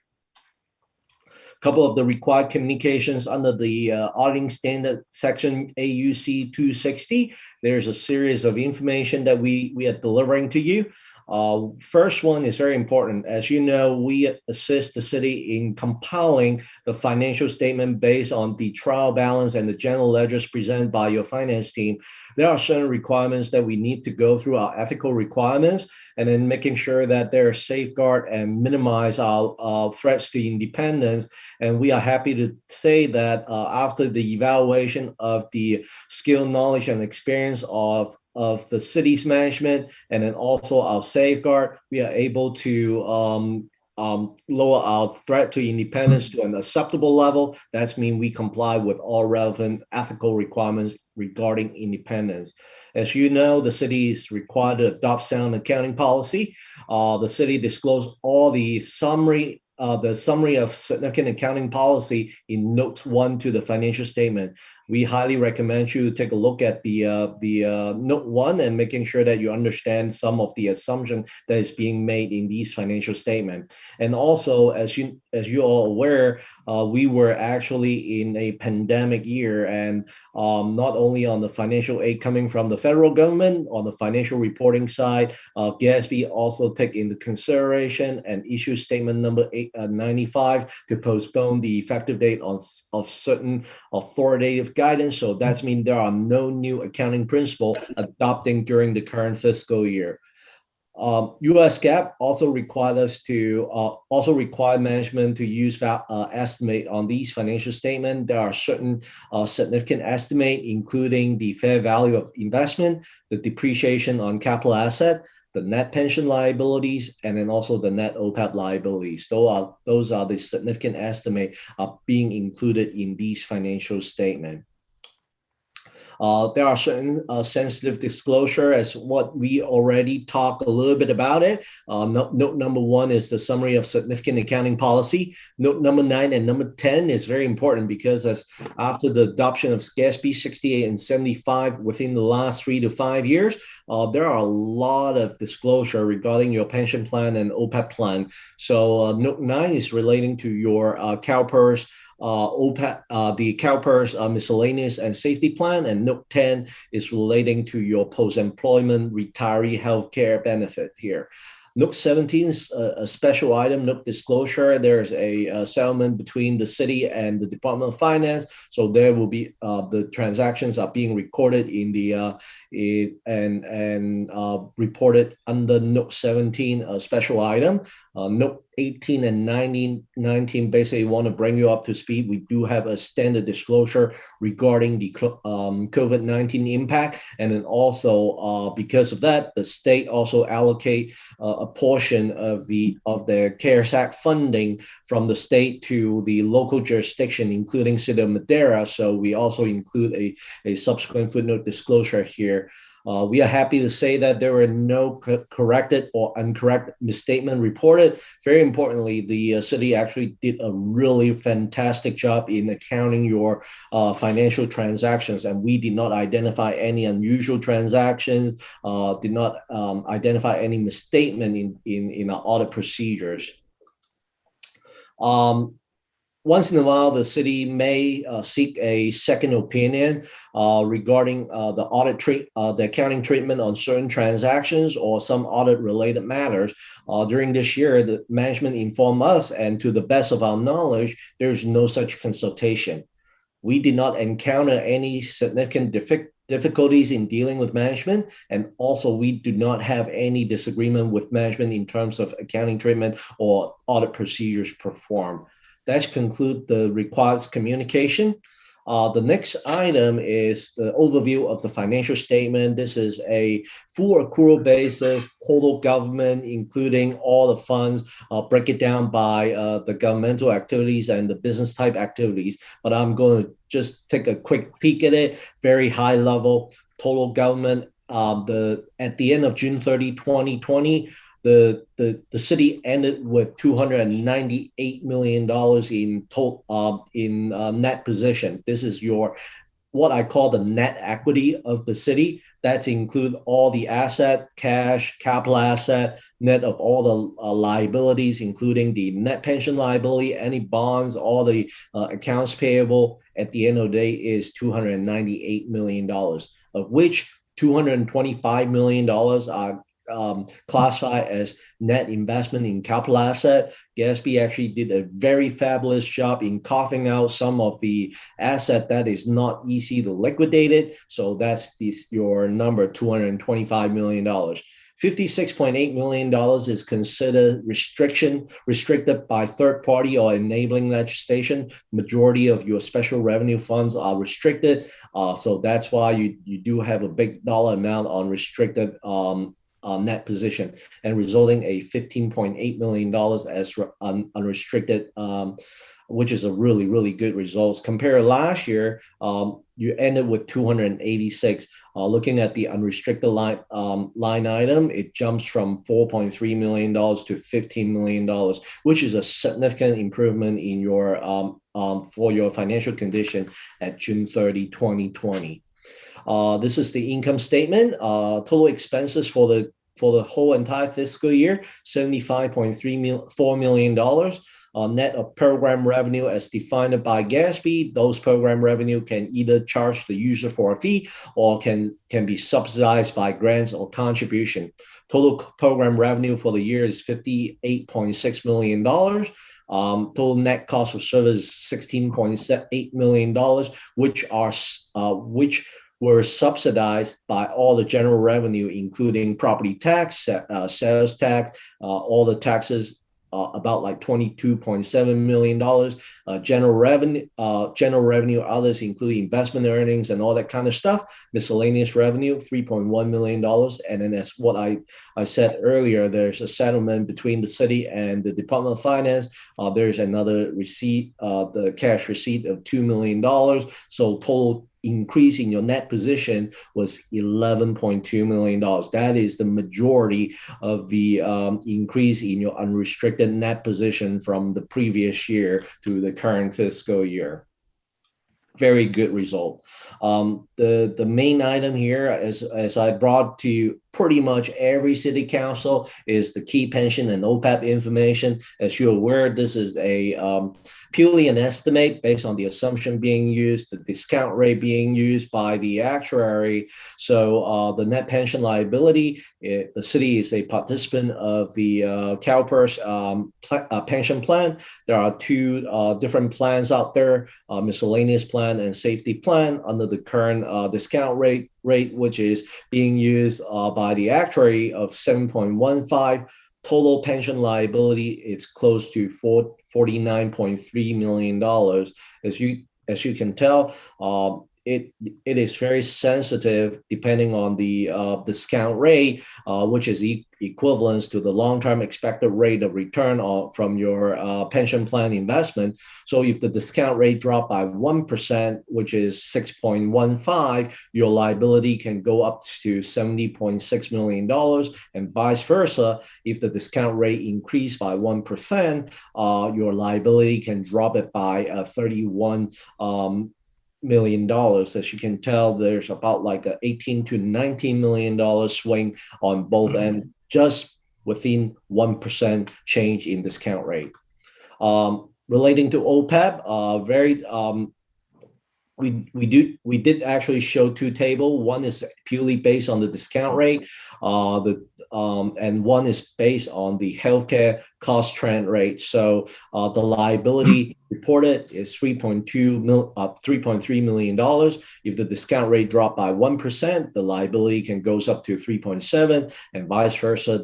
If the discount rate increased by 1%, the liability can drop it down to 2.9. The impact on the healthcare trend rate is going to be different. If the cost trend rate dropped by 1%, the liability can drop it down to $2.8 million, and vice versa. If the healthcare cost trend rate increased by 1%, the liability can go up to $3.8 million. Last but not least is the audit results. We are happy to deliver the unmodified opinion for all opinions unit on your financial statement, which state that the financial statement are fairly presented in all material respects. Significant accounting policy have been consistently applied.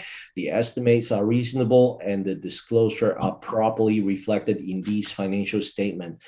We do not have any disagreement with management, and then also, very importantly, we do not have any internal control matters that we are reporting to the City Council tonight, which means that it's a pretty clean audit for this fiscal year. Significantly improved in internal control. We are happy to, and we are very pleased, and thank you so much for your management team in cooperating with us and delivering all the audit schedule to us. And I'm happy to answer any questions that you may have tonight. Thank you very much for that report. Does anyone have any questions regarding this item? Councilwoman Gallegos? I just want to make a comment again.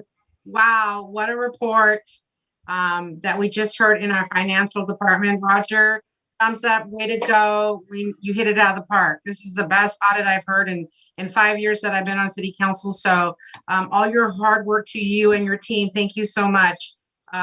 It's just a testament that it was, wow, you guys are just doing a great job. And I would like to thank you for all your time and effort. Thank you, Mayor Garcia. Thank you. I don't see other hands up. We'll pass it on to Alicia for any public comment. No, Mayor, none at this time. Thank you very much. I'll bring it back to council for action on item E1. My pleasure to move forward and present E1 as presented. I second. Thank you, Councilwoman. Thank you, Councilwoman Evans. We'll get this going. It's been motioned by Councilwoman Gallegos and seconded by Councilwoman Evans to approve item E1. Alicia, could you bring us the roll call, please? Councilmember Gallegos. Councilmember Rodriguez. Yes. Councilmember Montes. Yes. Councilmember Evans. Yes. Mayor Pro Tem Villegas. Yes. Mayor Garcia. Yes.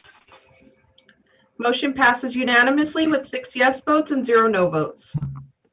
Thank you very much. We will now go on to item E2, informational report on the American Rescue Plan. This is by our city manager, Arnoldo Rodriguez, I believe. Yes, Mayor, if I may, I know that we wanted to move on from item E1 because we got such great information, but there was a second part to item E1, and that's an update by Roger Sanchez, our finance director, to go over last year's CAFR report. So so the first part was the PUN Group's presentation about the financial audit findings. Obviously, there were no findings, as you heard Commissioner PUN indicate. And then there's the second part to it where Roger's going to provide what's the financial status of the city. And the reason this is important is because the audit, it identifies where the city finished at last fiscal audit. And so with that, I'm going to turn it over to Roger in a few seconds. But for the benefit of the two newer council members, the city operates in fiscal budgets beginning July 1st through June 30th. So the financial audit that Roger is going to present shortly here, this is for the fiscal audit or for the fiscal year that ended June 30th of 2020. So the budget, it's a summary of how the city did relative to how the city prepared a budget. Roger did not prepare the budget, rather his predecessor and myself did. And then when Roger came on board, Roger inherited the budget. One thing to highlight is that this budget it includes the first quarter of when COVID occurred. So if we go back in time, and if you recall what we were doing about 13 months ago, this is the budget that first captured it. And one of the big challenges that cities had is we were collectively experiencing enormous decline in sales tax revenue. Fortunately for the city of Madera, Roger is going to present some excellent information. But with that, there's some challenges coming up too that Mr. Pun identified. We do have the pension liability that continues to increase. But so Roger does have some excellent information. However, just to provide a little bit of context, when COVID-19 first occurred, a lot of communities around us and throughout the West Coast were beginning to lay employees off. Council may recall that that's not the approach we took. What we said is we're going to transfer some employees to other departments. We're going to try to hold the ship together, and we're going to try to weather the storm. And that's exactly what we did. And we've come out, which you're going to hear from Roger in a few minutes. We've come out of it in a pretty good position. And not only did the city not experience a decline in sales tax revenue, we've actually experienced an increase. And I can tell you that is almost unheard of. And so with that, I'm going to turn it over to Roger. So thank you. Thank you. Thank you, Mr. Rodriguez. I'll make it brief, and I'll share my screen with you.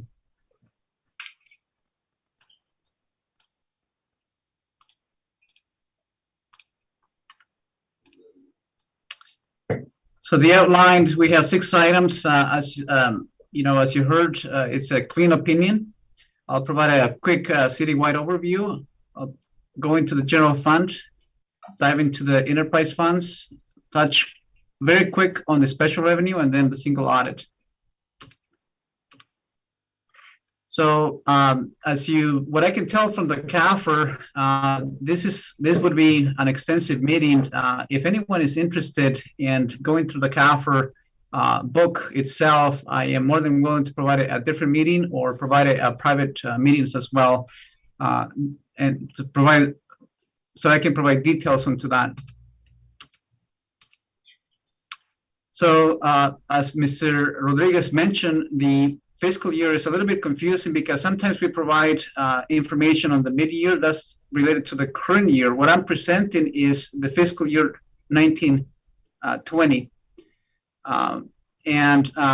We're also going to be talking about the next year budget. So it's a little bit confusing on the fiscal year. So we're going back at the end of at the peak of the pandemic. So that's the year end. This is an overall view of the citywide operating expenses by fund group. And so this is not included capital expenditures, just to give you at a glance how we spent money on general fund and Measure K, enterprise funds, special revenue, and internal service. Again, big picture overview. This is operating revenues versus expenses, not including capital expenditures. So as you can see, the general fund, enterprise, and special revenue, and internal service. This is a little bit more insight. As you can see, the historical perspective on labor cost, and we can move on to contract services. You can see how we spend the money. Electric cost. I think that's going to be more and more relevant going forward in the future. Although we're not seeing the benefits of the ENGIE project, however, we should expect some information in the upcoming year. And so going forward, I think it'll be relevant to see electric cost. We have the vehicle, fuel, and supplies and maintenance, other maintenance and other supplies, and the rest of the materials and M&O. So for a total, so here you have a perspective, a historical perspective on the major expenses. On capital outlay, as you can see, here's the investments that the city has provided on facilities and improvements, on construction and infrastructure, vehicle and equipment, and other. So you can have an overview. You can see that people are busy on projects, and you can tell from here. And it's going to get even, there's a lot of activity coming up in the upcoming years. Roger, can you go back to that slide? Can just for a split second? Sorry to interrupt. One of the things to highlight here, there's just a short time ago, council approved 3 contracts with 3 consulting firms, and Gary had identified that we have a lot of capital projects, and Councilwoman Gallegos can really stress that. This slide provides an excellent example. There are a lot of capital outlay projects in the works, and that's obviously, and that's evidenced by the amount of dollars that we're spending. And so that's one of the reasons why we have to bring on some additional assistance, and that's what some of those firms are going to be assisting us with. Thank you, Roger. The pension, the net pension liability, I think this is going to provide a good perspective as to what's happening. This is the miscellaneous plan. This is the safety plan.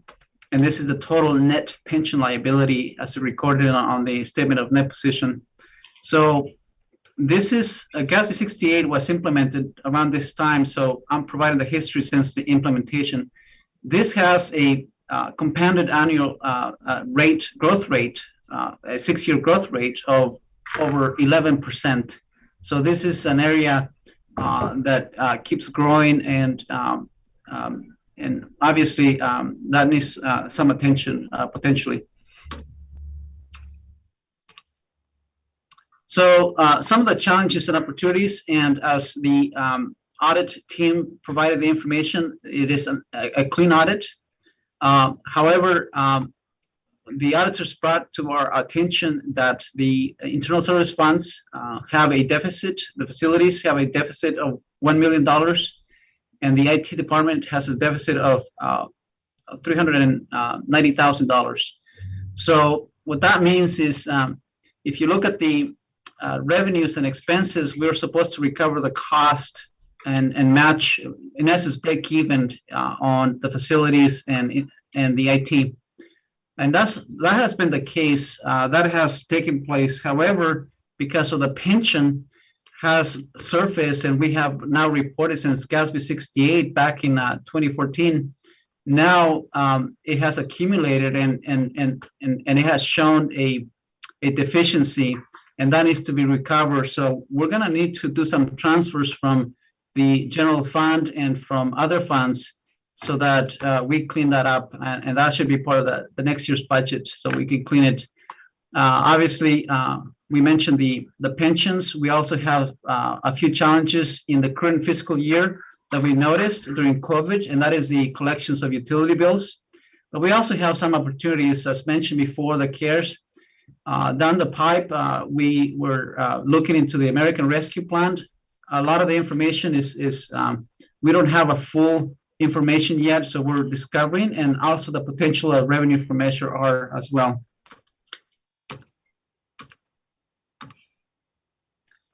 So the general fund and the Measure K fund balance, this is an important component. If you look at the previous year, and that is the 18-19 balances, this is what this picture provides. And so we ended up with about $3 million. And now for the 19-20 year, you can see the increase on the unassigned portion, and you can see the changes on a big decrease on the restricted portion. This is because of the Fire Station 58. So that was completed during the fiscal year. So this is why that has changed. But the big story here is this increase to our surprise, and I'll provide some more details on that. Here's the breakdown of this information, and we can see that there's portion for Measure K and where the money is.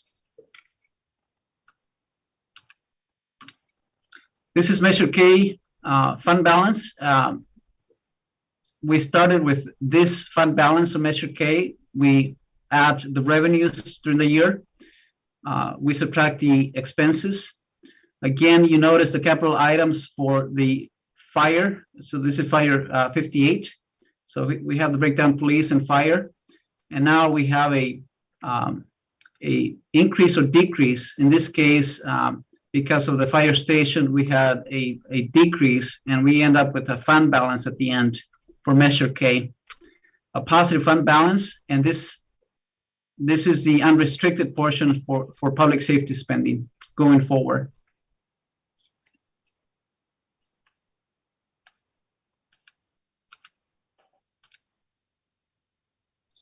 So this is general fund revenues.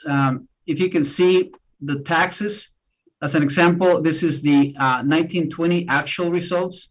And notice the fiscal year 18-19 on the actual results, there's a $2.3 million increase on taxes. And so that explains, for the most part, why the increase on the fund balance. So that's a big component that has an explanation. We can see also on other types of revenues. A lot of the transfers for your information comes from Measure T and gas tax for projects, so you can see that, and grants. Because taxes is such a big component, I'm going to provide a breakdown of those. So here's the sales tax. Notice the big increase to our surprise at the end of the year. This is when the consultants told us that we would have a decrease across over 30%, I mean like 36%. So we took a conservative approach. We said, no, let's do a decrease of about 10%, but it turned out to be a lot better than expected. So here's the Measure K revenue and the property tax in lieu of vehicle license fee, and the regular property taxes and the hotel taxes. As you can see, there was a slight decrease on the hotel taxes. Overall, it's been increasing.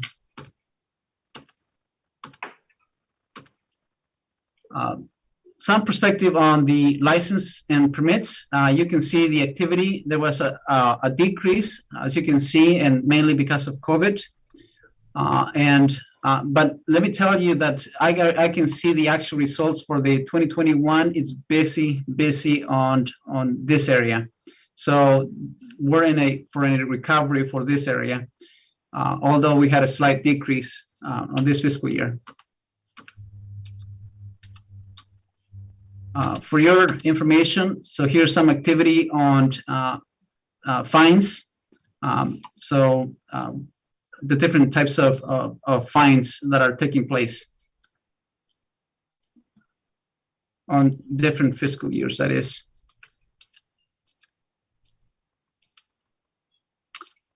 So general fund and Measure K expenditures, Again, this is by department, and this excludes police. So I'm going to provide a different slide for police. And this just gives you a quick perspective as to the, as an example, in the Parks Department, the actual, this is what was budgeted. As you can remember, there was, on the part-time employees, there was a change because of COVID. And this is a comparison to the previous year. So you can see how things stand. For your information, the engineering department and the grants department, they operate on somewhat on a break even. They recover the cost through some transfers. So this doesn't show that. If we showed that, there would be almost no expenses on the grant side or the engineering side. So that's just for your information. So here's police expenses on the different divisions. Again, it compares the actual expenses results to the budget and to the previous year.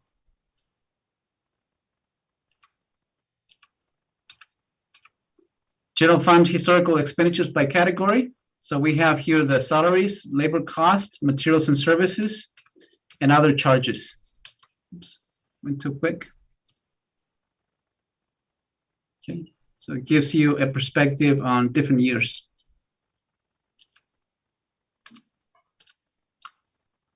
So on the sewer fund, this is collections from customers, and I'm providing information on cash flows, just because next year we see an issue with collections. So this is a better view. If we were to provide the revenue side by side, they'll be pretty close to each other. But I think going forward, it'll be good to do comparisons on cash collections so that we do take into account the uncollected coming soon. So this is the cash from customers over each year. And this is the payment to suppliers, to vendors, that negative. And then we see the payment to employees. And that green highlight is the net cash from operations on the sewer fund. So that's what this information gives you. Hopefully that makes some sense there. By the way, on the sewer, there's been a lot of capital projects. So this does not take into account that. This is just for operations. Capital outlay, they're big. Water fund, similar. This is the collections from customers, and then payment to suppliers, payment to employees, and then the shaded area, light green, is the net cash from operations. For solid waste, there's the payment from customers, suppliers, and employees. And as you can see, there's almost no cash, which needs to be addressed during the rate study. By the way, there's going to be some increases potentially on the cost because of SB 1383, and that is the green waste. There's some requirements by the state, so that's coming up. So same information from drainage, cash from operations. And we can see the customers, suppliers, employees, and the net cash from operations on the background right there. On the special revenue funds, this is just a quick overview on the size, on development impact fees, state gas, Measure T, local transportation, housing, the community districts, the landscaping, and supplemental law, and others. Just a quick overview for the sake of time. And here is the single audit results. And this is a report. You can see a comparison from the previous year, 18-19 fiscal year compared to the 19-20. So the federal expenditures totals and the amounts for the sub-recipients. And you can see where the money is spent on CDBG, home, on COPS, airport, highway planning and construction, federal transit, and U.S. Department of Health and Human Services. So with that, If you have any questions, I'll be happy to answer. Thank you, Roger. That was fantastic. Do have any of our colleagues that would like to address this issue? I don't see any hands raised. Alicia, do we have any public comment? No, not at this time, Mayor. We'll entertain a motion to for E1. Anybody still awake? I'll move to approve E2 as presented. I thought we already taken that motion, Mr. Mayor, didn't we? It's E1 is E2. We're looking at E1. No, we already did E1. And so for item E1, for item E1, so this is the second part. This was for informational purposes. Oh, that's only. right. Okay. No action is necessary by the council. Okay. You're right. All right. Then we will move on to item E2. Informational report on the American Rescue Plan. Mr. Rodriguez.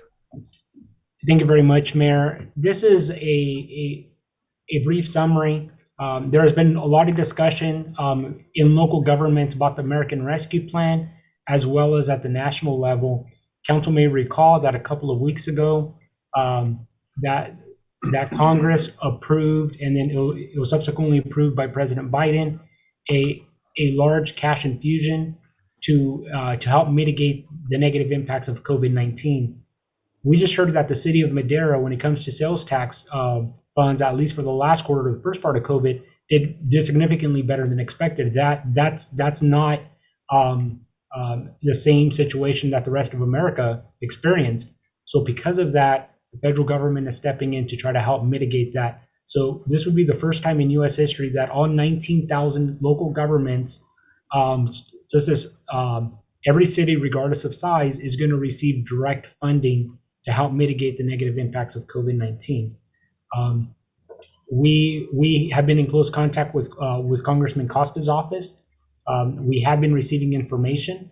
With that being said, we have not received formal guidelines from the U.S. Department of Treasury in terms of how the funds can be allocated, the timing of the funds, or the timing in terms of how they can be expended. As soon as the city receives additional guidance or some guidelines or dollar amount, we are going to quickly put that out to the community, to council. There are some communities around the city of Madera that have started those discussions.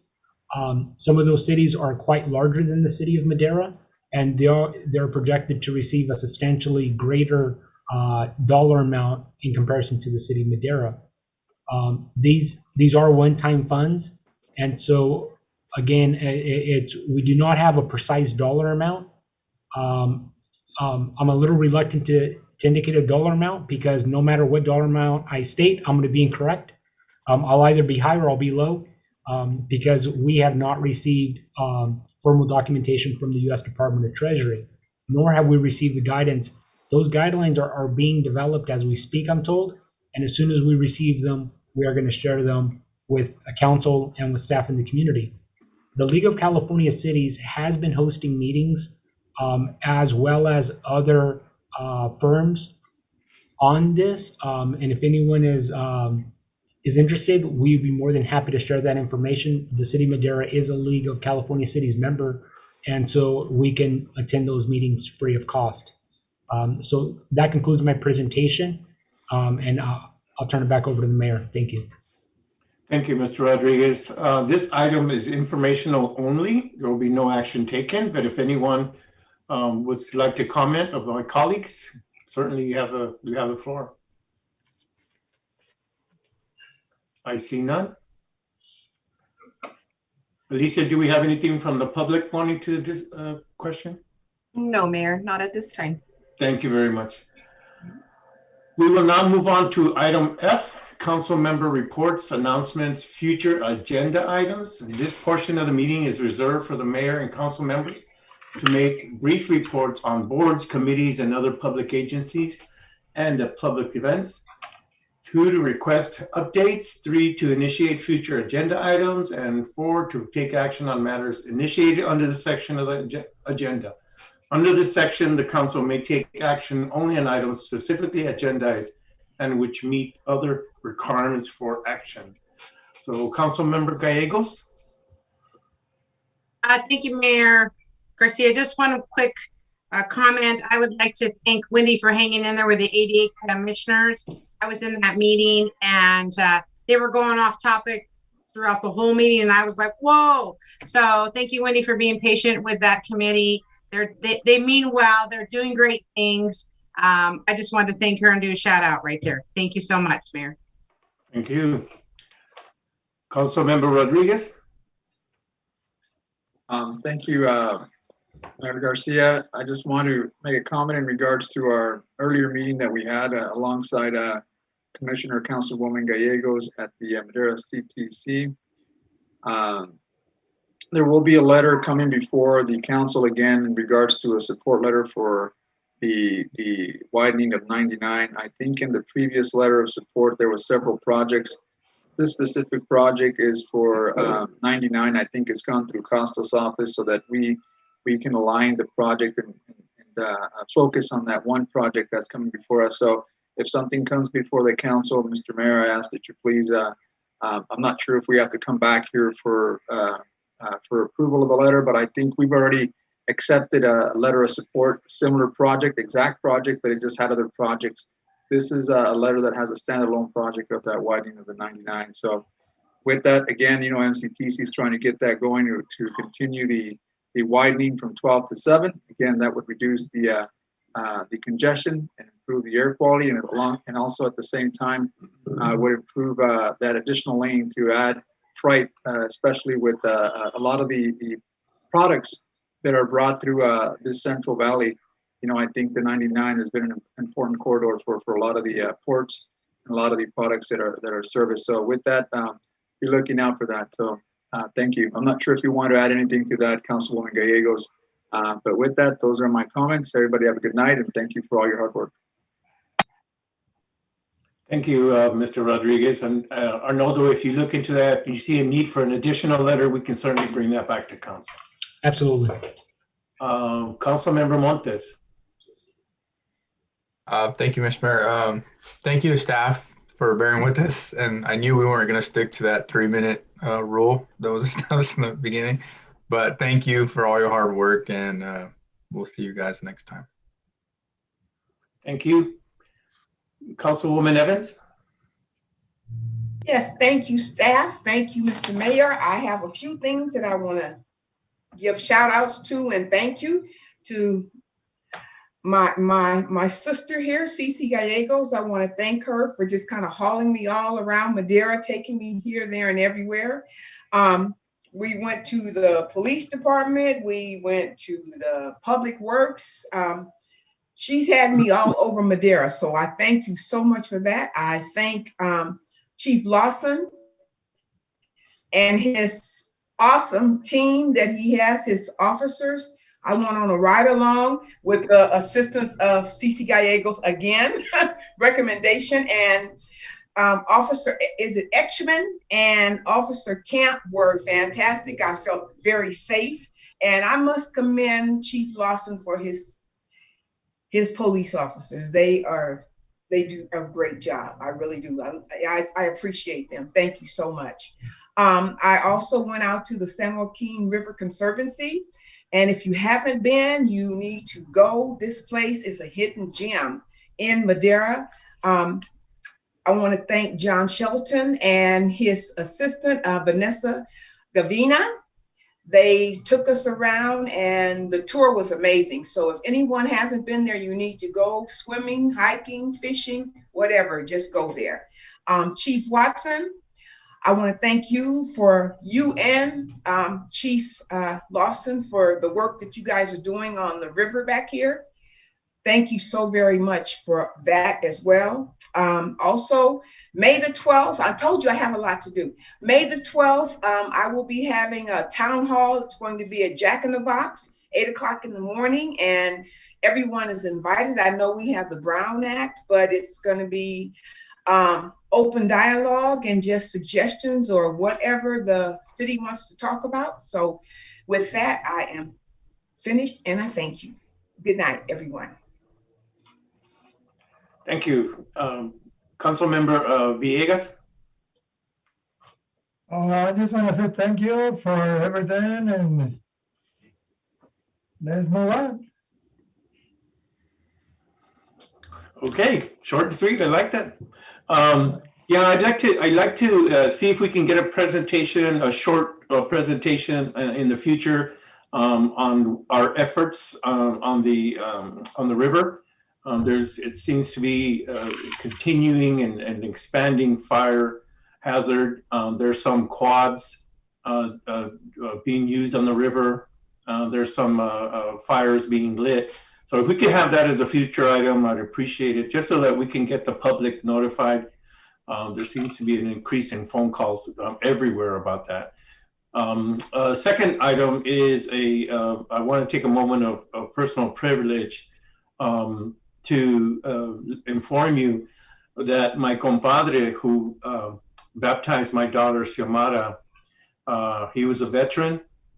He was a lieutenant at Madera County, and he passed away 2 weeks ago from COVID.